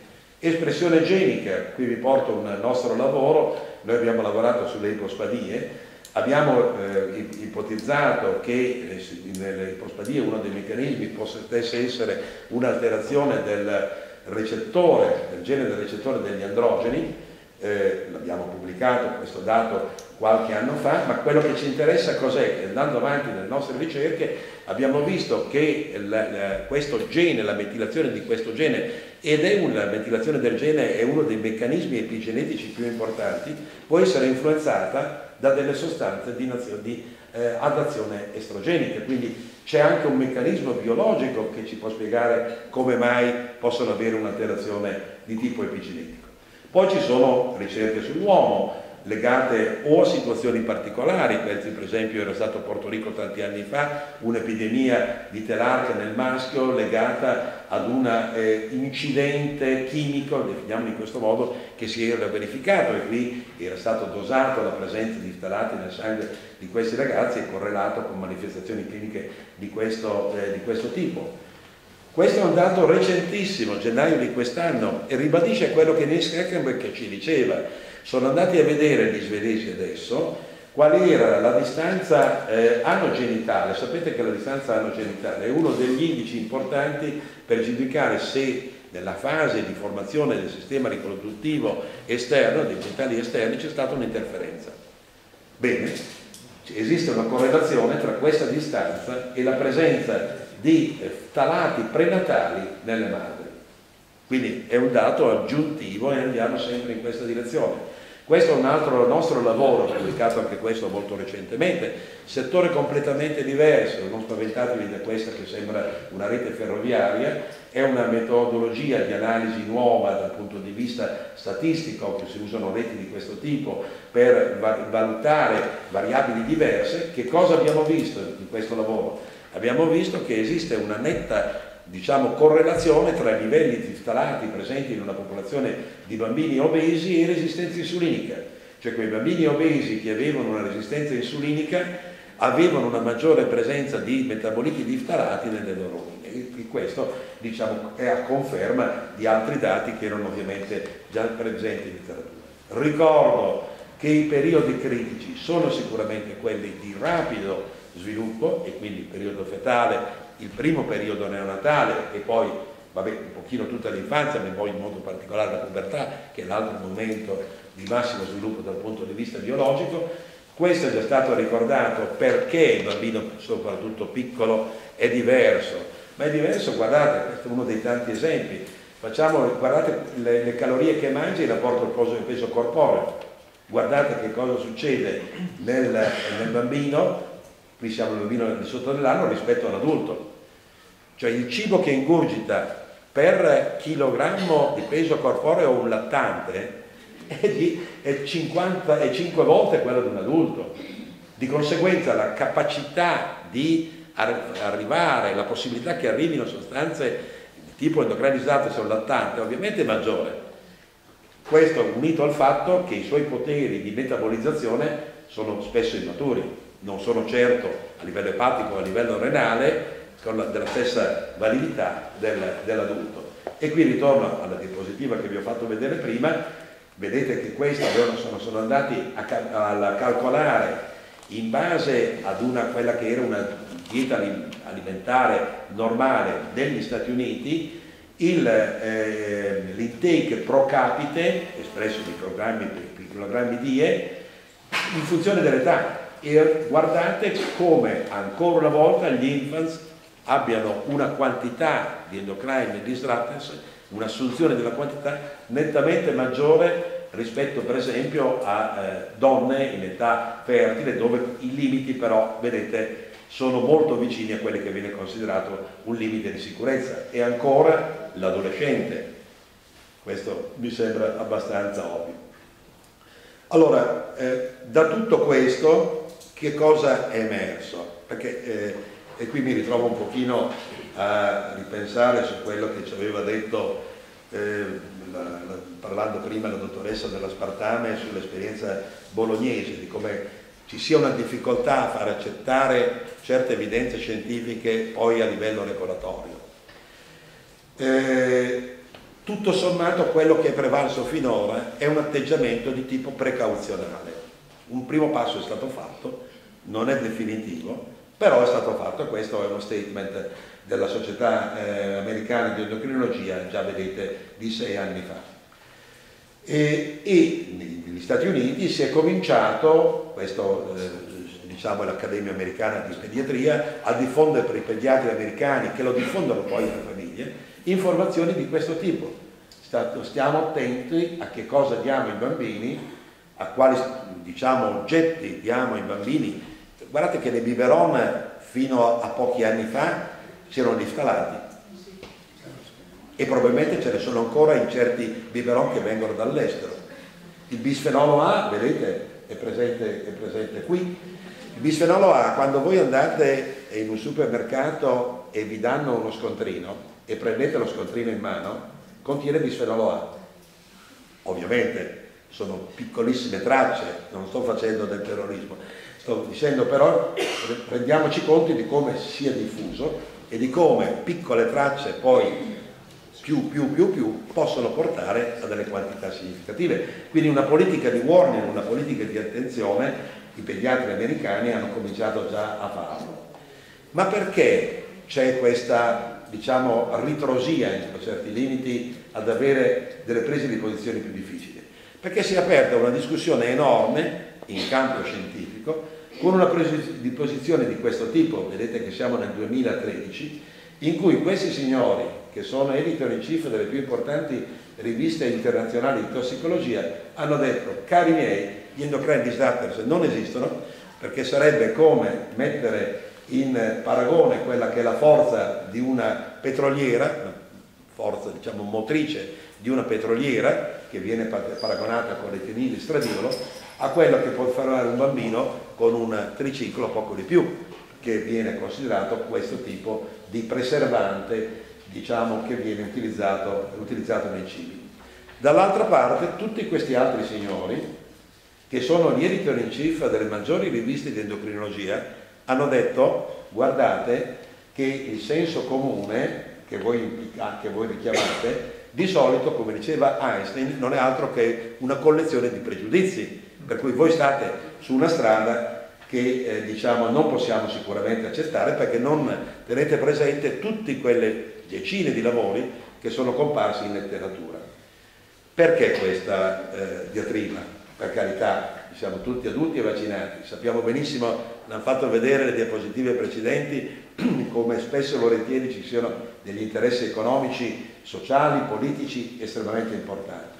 Però c'è anche una difficoltà scientifica. Io voglio ragionare da ricercatore, non diciamo mi fermo a questo livello, ed è stato molto bene evidenziato in questo lavoro che cito molto volentieri, anche non solo perché è di un amico, Jean-Pierre Bourguignon, è un belga che ha lavorato negli ultimi anni su questi aspetti, ed è stato quello che ha dimostrato una cosa estremamente interessante, che i bambini adottati che venivano dall'est e in cui trovavamo spesso delle pubertà anticipate, soprattutto nelle bambine, perché interessa soprattutto il sesso femminile, avevano nel loro sangue, visto che nell'ex est, nell'ex Unione Sovietica i controlli ambientali non erano certo ottimali, avevano nel loro sangue delle tracce, delle presenze di endocrine disruptors che erano 10 volte superiori rispetto a quelle che trovavamo nei nostri bambini dell'area occidentale, e anche questo ci deve fare riflettere.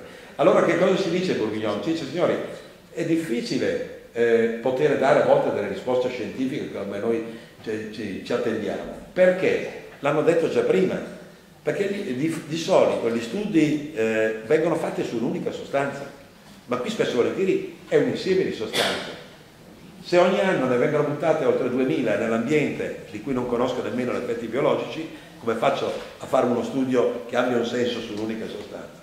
E poi questa miscela di sostanze può avere delle azioni antagonistiche, possono avere, lo dicevo prima, può avere delle azioni agonistiche o antagonistiche. Arrivo rapidamente. L'altro punto importante: non vale la tossicologia classica, perché il concetto dose e risposta deve essere rivisto su queste questioni delle mini dosi. Possono esservi vari meccanismi d'azione e poi, in modo particolare, una latency. Se io so che certe sostanze possono agire nella vita embrionale, devo aspettare magari 10 anni per capire se effettivamente hanno inciso sullo sviluppo puberale, per avere una risposta scientificamente corretta. Quindi ho delle difficoltà oggettive in questo senso. Allora vediamo di stringere i tempi.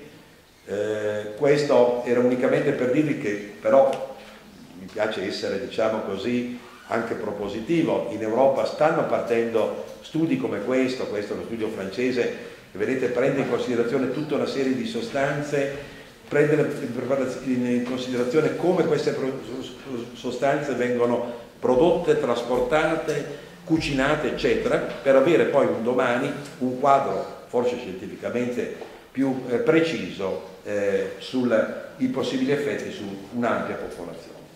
2 parole finali sulla prevenzione, visto che poi dobbiamo, ma è già stato poi detto molto bene dal dottor Beghini e molti concetti si ripetono. Andate sul sito dell'Istituto Superiore di Sanità, cliccate interferenti endocrini o endocrine disruptors, trovate 10 consigli di questo tipo molto pratici. Questo riguardano i bambini e poi ci sono quelli che riguardano la popolazione in generale. Direi che questo dovreste, parlo con i pediatri, anche con i colleghi di medicina generale, diffonderlo veramente alla popolazione generale. Che poi i concetti quali sono?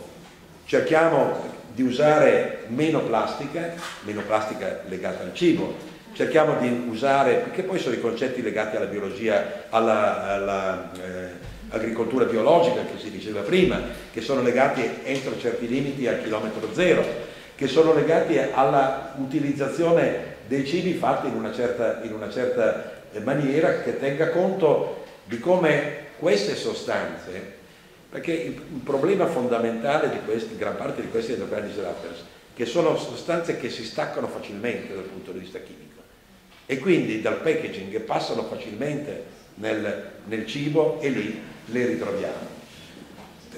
Se volete, uno dei consigli che mi convince di più: usiamo meno plastica per i cibi e usiamo più vetro.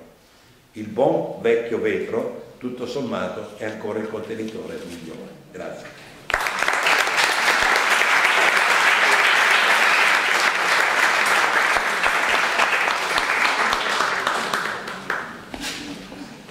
Ringraziamo il professor Bernasconi per la chiarezza e anche l'equilibrio di questa lezione che possiamo definire magistrale sul problema degli interferenti endocrini.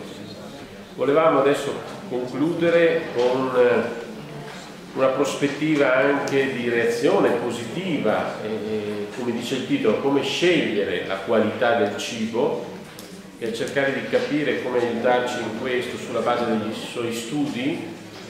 E parlerà il dottor Daniele De Innocenti, ricercatore all'Istituto di Anatomia Universitaria del nostro Ateneo, e che utilizza un metodo strumentale che usiamo anche noi negli ospedali, la risonanza magnetica, per analizzare il tipo di prodotti che poi diventano cibo per noi e per capire come riconoscere quello sano da quello pompato dall'industria. Vediamo come.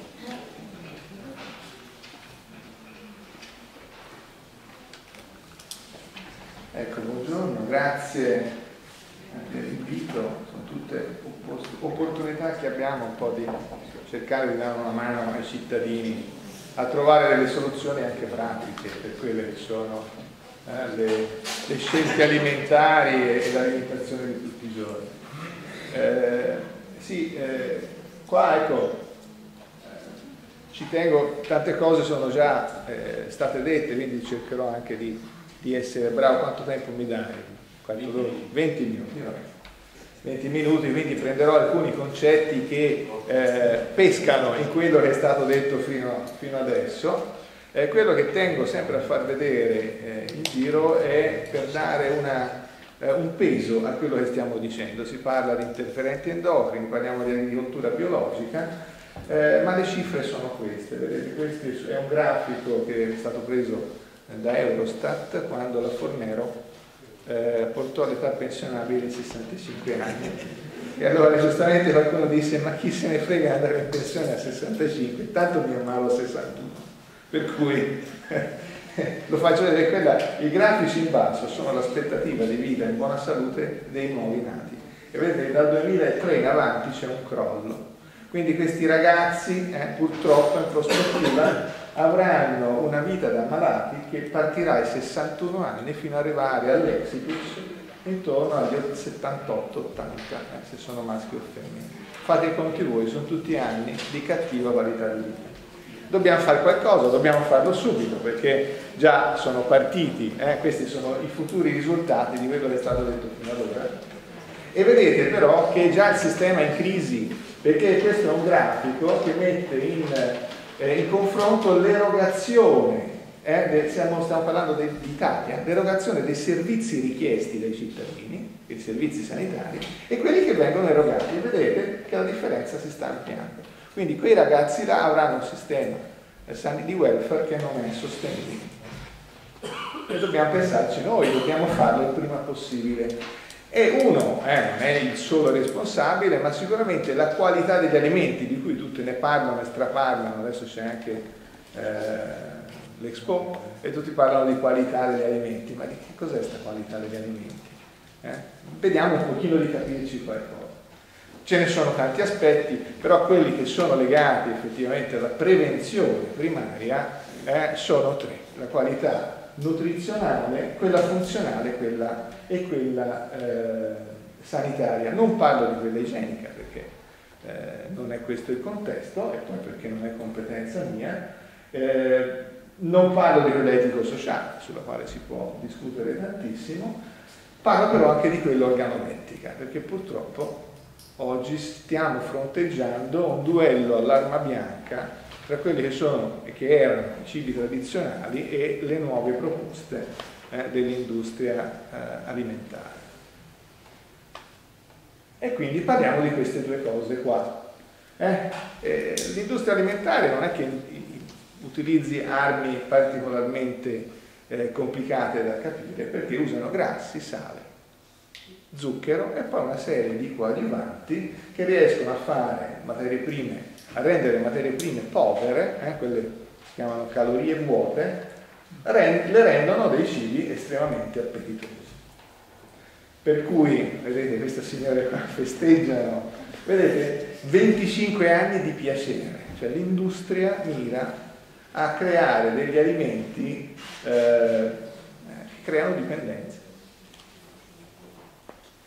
Voi questi insomma, non si capisce abbastanza bene chi è, sottolineo soltanto il fatto che oltre ai fermenti lattici c'è zucchero, sciroppo di glucosio e fruttosio, che è sempre zucchero, poi c'è una vocina abbastanza innocente che è aroma. Gli aromi, quando sono definiti così, sono di sintesi, quindi sono molecole che in piccolissime quantità danno delle sensazioni estremamente profonde.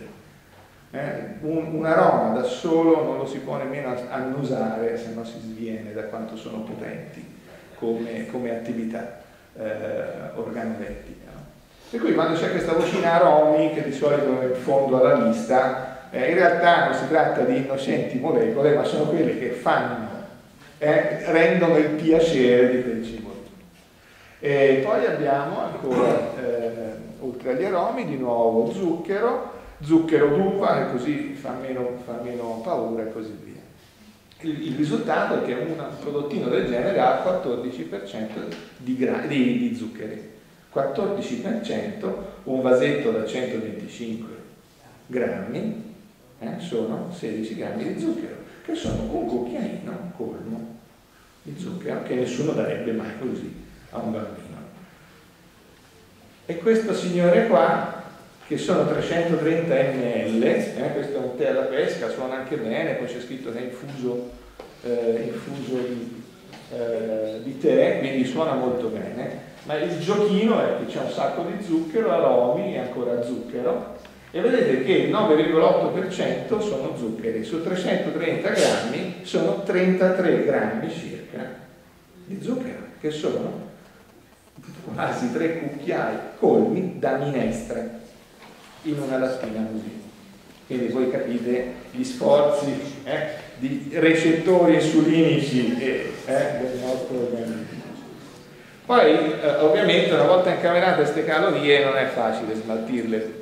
Per fortuna o purtroppo, oggi un purtroppo, siamo un organismo molto efficiente dal punto di vista energetico, per cui per mandare via un po' di calorie la fatica è tanta, perché per esempio 2-4 biscottini la mattina significa che per smaltirli devo camminare a 4 km/h, che non è proprio il caracollare dello shopping, per 28 minuti, per 4 biscottini.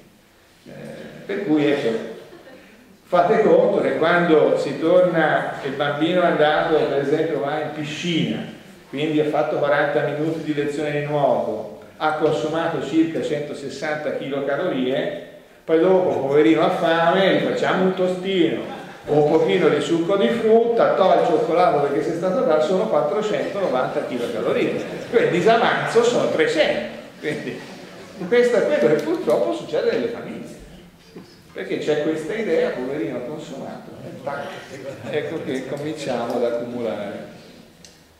In più il fatto è che questi bambini nascono già, questo penso l'abbiate visto, questo si ricorda della ratatouille della mamma, in realtà oggi i figli si ricordano forse anche del primo latte che sa di vaniglia, che è una meraviglia, forse quello no, lo cancellano, ma insomma subito dopo hanno ben presenti tutti i cibi che gli vengono offerti con tanto sale, tanto zucchero, tanti grassi e questi aromi, questi emulsionanti. Io non ho messo a caso il Magnum perché è una delle opere, direi, di ingegneria alimentare più indovinante, perché se voi vi ricordate la pubblicità del Magnum di qualche tempo fa, non so se adesso ve le ricordate, ma si vedeva una persona che addentava il gelato e si sentiva questo rumore. Per noi il suono che il cibo fa quando lo schiacciamo è un indicatore potentissimo della qualità del prodotto. Pensate a una mela,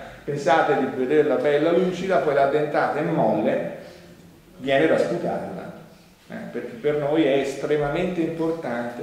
E questi signori hanno fatto un gelato che ha un croc fantastico, però questo ti condiziona per tutta la vita, perché se vai a mangiare il gelatino del gelataio della porta accanto, se non è più che saporito, questo fa schifo. Poi dopo però non ci si deve preoccupare, non si deve porre il problema di come quei sapori sono stati messi in uno yogurt e non gelato alla fragola. La domanda è quante fragole ci devo mettere in uno yogurt e non gelato affinché sappia di fragola così come lo sanno questi prodotti industriali. Un po' d'aromi e abbiamo risolto il problema. Però dopo il condizionamento è questo, per cui la fine è che se diventa una droga, non se ne fa a meno. E poi, siccome con tutte le cose che danno piacere danno anche tolleranza, e quindi si deve aumentare la dose per avere lo stesso gradimento. Non solo, ma qui la butto lì giusto perché una volta che questi bambini continuano a essere così sovrappeso, tenete presente che accumuleranno soprattutto nell'addome un numero maggiore di adipositi, per cui sono quelli più a rischio di sindrome metabolica da adulto. Quindi non la pagano subito, ma la pagano dopo, perché sarà un disastro combattere diabete, sindrome metabolica, eccetera. È così difficile capire che cosa non va nell'alimentazione? In teoria no, perché rispetto a quella che era la nostra alimentazione semplicemente mangiamo molti più grassi, mangiamo carboidrati semplici che una volta non c'erano, mangiamo un sacco di cloruro di sodio che una volta non era così disponibile, ci siamo scordati, e questa sembra una caratteristica di serie D, ma attenzione, è di serie A, non mangiamo più fibra. E in più c'è un po' sta confusione, e allora io tanto mangio la crusca. Non è la stessa cosa, la crusca è una frazione della fibra indigeribile, non la digeriscono nemmeno le capre, forse sono quelle che riescono un po' a intaccarla. Sicuramente una vacca da latte che fa 40 litri al giorno non se ne fa niente della fibra, di questo tipo di fibra. In realtà quelle che servono sono tutte le fibre solubili. Queste le abbiamo completamente abbandonate. Le fibre solubili si trovano nei cereali integrali, pane integrale, spaghetti integrali, provate a dare ai bambini, scuri, riso integrale, ci vuole un'ora e mezzo per cuocerlo. Ecco le difficoltà di chi anche ha in famiglia delle buone idee, dice adesso mangiamo tutti integrale, ciao, voglio vedere in casa come reagiscono. Appena vedono un chicco scuro, poi ci sono mille trucchetti per superare questo, però ci vuole una forte determinazione da parte delle famiglie. Per cui è semplice, non è complicatissimo, sono 4 cose che abbiamo completamente stravolto. Il problema è che è quasi impossibile per le famiglie di oggi, manca tempo, non si sa più fare la spesa, abbiamo perso. Io spesso con le mamme mi diverto perché a seconda dell'età che hanno dico voi avete studiato, vi siete diplomate, siete andate a lavorare, non avete mai fatto né la spesa né fatto da mangiare. Sì, no, ma qualche volta sì. Poi vi siete sposate, avete sto marito che ne fa da mangiare, quindi avete comprato il cucchiaio d'argento classico. E allora la prima domenica che si è tranquilli in casa, adesso faccio da mangiare. Quindi si prende la ricetta che si ritiene più bella, 3 ore di cucina, dopodiché non se ne parla più però, è finita lì la storia del cucchiaio d'argento, dopodiché si ricorre alla braciolina, pasta asciutta al pomodoro, eccetera, eccetera. Per cui in realtà poi arriva un figlio, dice no, questo lo tratto bene, tanto non è il marito, vediamo un po' di sistema. E anche lì la battaglia è dura, perché poi il bambino va in contesti sociali dove i cibi sono tutti quelli confezionati, che hanno zucchero, sale, aromi, insaporitori, emulsionanti, sono delle meraviglie come il magno. E sto bambino non lo fa, vive da diverso. Quindi diventa molto difficile rimettere sul binario questo treno. Per cui dovremmo mangiare così, vedete? Qua è frutta, verdura, cereali integrali, e in realtà stiamo mangiando così. Questo è uno dei fattori della qualità nutrizionale delle diete occidentali che è saltata. Questi sono i consigli dell'IRAN, e io chiedo sempre: mangiate tutti voi 2 più 2 porzioni al giorno per pasto di frutta e verdura, più 1 o 2 porzioni di pane, pasta, riso integrali. E qualcuno dice di sì. Nell'aula, in una platea, ce ne sono pochi. Quindi, eccolo qua, quello che ribadisco, la fibra deve essere una fibra completa. Non può essere, forse l'ho messa dopo, non può essere crusca più farina 00. Da un punto di vista chimico sono esattamente la stessa cosa, un panino fatto con l'80% di farina 00 e il 20% di crusca, chimicamente è uguale a uno fatto con tutta farina integrale. Da un punto di vista funzionale, no, perché questi signori qua, che sono i batteri intestinali, non campano sulla fibra indigeribile, hanno bisogno di frazioni di fibra solubili, e questi batteri qua sono quelli che aiutano il nostro cervello a funzionare in un certo modo. Questo è un lavoro pubblicato tempo fa, ma è giusto un esempio per far capire che contatto diretto c'è con i nostri batteri. E questa è la crusca, guardate, l'indice glicemico di un panino vero, fatto con frumento integrale, e l'indice glicemico di un panino 80 più crusca. Già gli indici sono completamente diversi. Direi ancora 5 minuti. Perfetto, vado avanti. Bere acqua, non beviamo più acqua. Se qualcuno in casa fa il lievito fa la pasta madre, fa il pane fatto in casa, se non si aggiunge acqua non fermenta, cioè non lievita, perché se non c'è acqua batteri, e noi non beviamo acqua, passiamo ore senza toccare un bicchiere d'acqua, i batteri senza l'acqua non vanno avanti. Quindi questo è quello che dovremmo fare, fare la spesa un po' di trucchetti, non farla a stomaco pieno, leggere le etichette, prima se ne parlava, e l'altro bisogna insistere sul fatto che non si vada senza la lista, ma la lista non fatta in base apro, manca la Nutella, metto la Nutella, no, la lista è fatta in base alla piramide alimentare. Quando si fa così è difficile da seguire, perché guardate, in una settimana per uno è mediamente una persona che prende 2000 kcal deve mangiarsi 7,5 kg di frutta e verdura, non lo fa nessuno. E poi c'è il problema di cucinare, quella roba lì integrale, è tutta cosa, legumi, sono tutte cose che prendono un sacco di tempo, e di tempo non ce n'è. Però ci sono dei sistemi per aiutare, per dare dei consigli in casa. Non è questa la sede, per cui se ne può riparlare in altre sedi. Andiamo avanti. Qualità sanitaria, ne avete parlato già tutti, interferenti endocrini, eccetera eccetera. Io dico questo soltanto in più, che facciamo dei danni. Guardate, nessuno sa che tra i coloranti ci sono delle dosi giornaliere da non superare, nessuno li controlla, però sono tossici, e nessuno controlla quanti. Chiedo, dice, ma suo figlio quanto è 132 ha mangiato negli ultimi giorni? Però esistono questi limiti che si aggiungono a tutte le molecole che ingeriamo. Poi facciamo anche dei grandissimi problemi, delle grandissime stupidaggini, cuciniamo male, per cui si producono continuamente. Guardate che cucinare male una bistecca tutti i giorni vuol dire che oltre a tutti i pesticidi e gli inquinanti che ci sono, ci aggiungo pure dell'acrilamide, giusto per fare il giro, no? E completare non solo l'acrilamide, ma se ne formano diverse di molecole, a partire, guardate, da 100 gradi alcune molecole iniziano a prodursi a 100 gradi, quindi se non si sa come cucinare, e non lo sa fare più nessuno, guardate, se si va a vedere come faceva nella tradizione, erano tutte cotture a bassa temperatura. A parte la grigliata, ma anche chi faceva la griglia sapeva come fare. Se vi ricordate la bistecca alla fiorentina si fa così, così, e poi si mette in verticale. In questo modo il calore, vabbè, adesso non mi perdo in queste cose, però facciamo dei danni anche noi. Quindi eliminare il grasso prima della cottura, piccole cose, tenere basso il calore, ci sono tanti accorgimenti per farlo.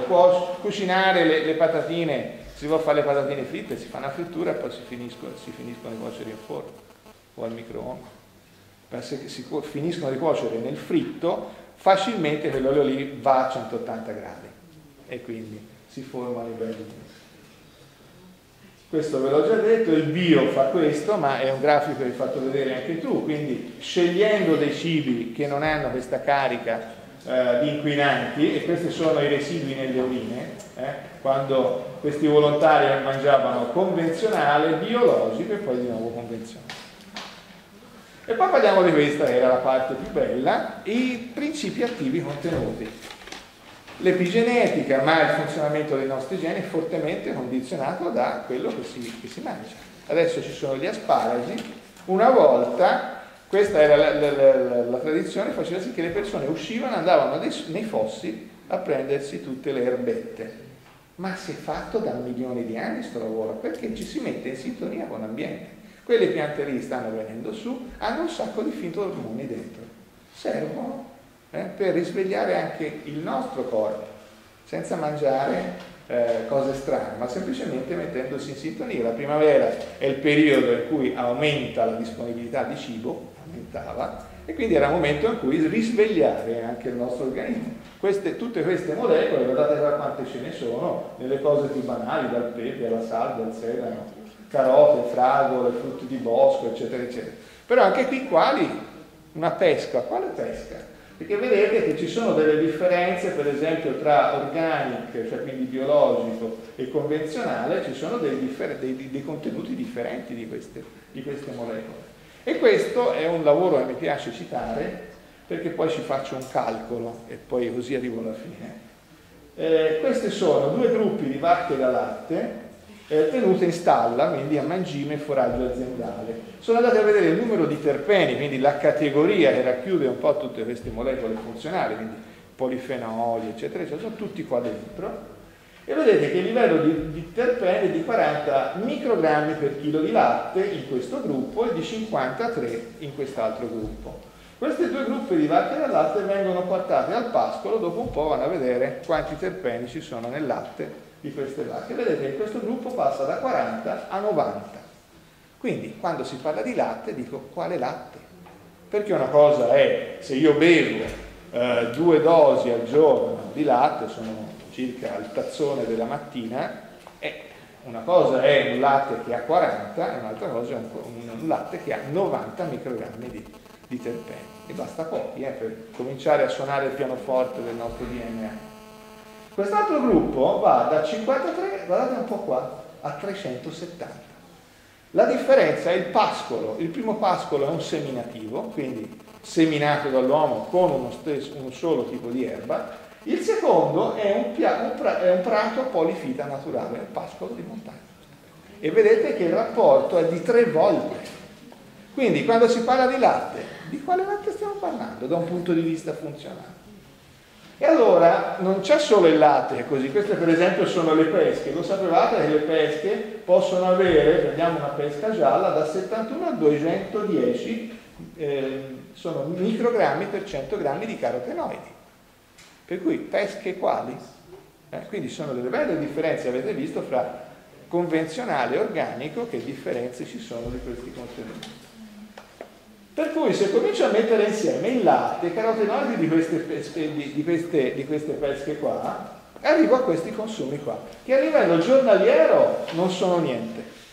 A livello settimanale così e così, già a livello mensile ho delle belle differenze. Se mangio, qui sto parlando solo di queste pesche e di questo latte, se le moltiplicassi per il mese.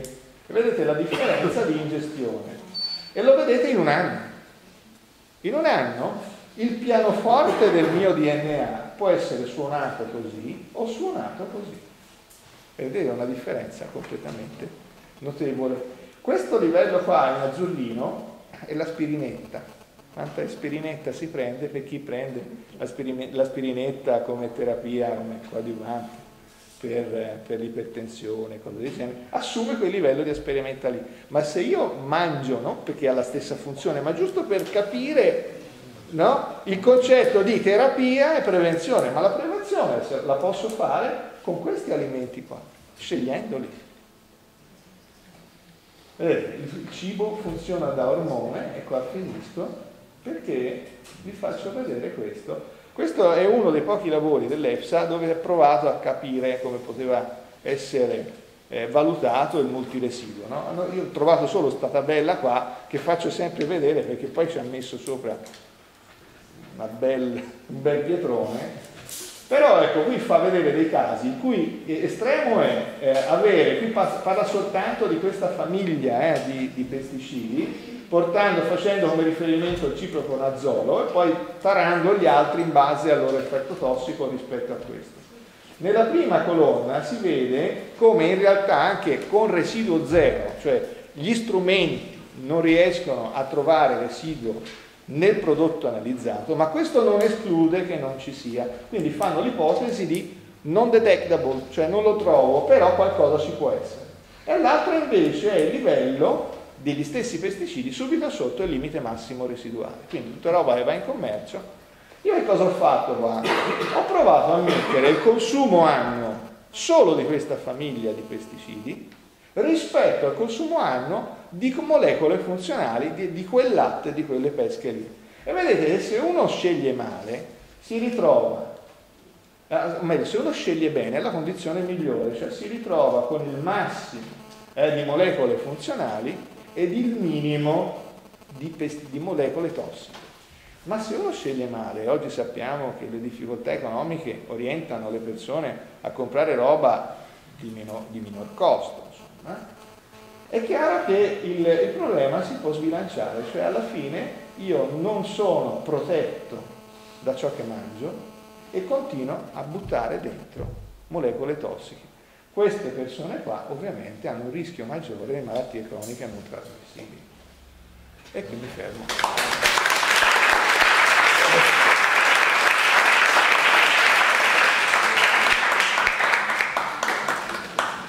Bene, grazie al professor De Innocenti, abbiamo concluso anche la seconda sessione, siamo tutti un po' stanchi, ma cerchiamo di... Abbiamo mangiato molto tempo che era dedicato alla discussione, ma abbiamo chiaramente a cuore di poterla fare, di confrontarci quindi noi con l'uditorio, e lascio quindi la parola alla dottoressa Caterina Pastori. Inviterei i relatori ad accomodarsi.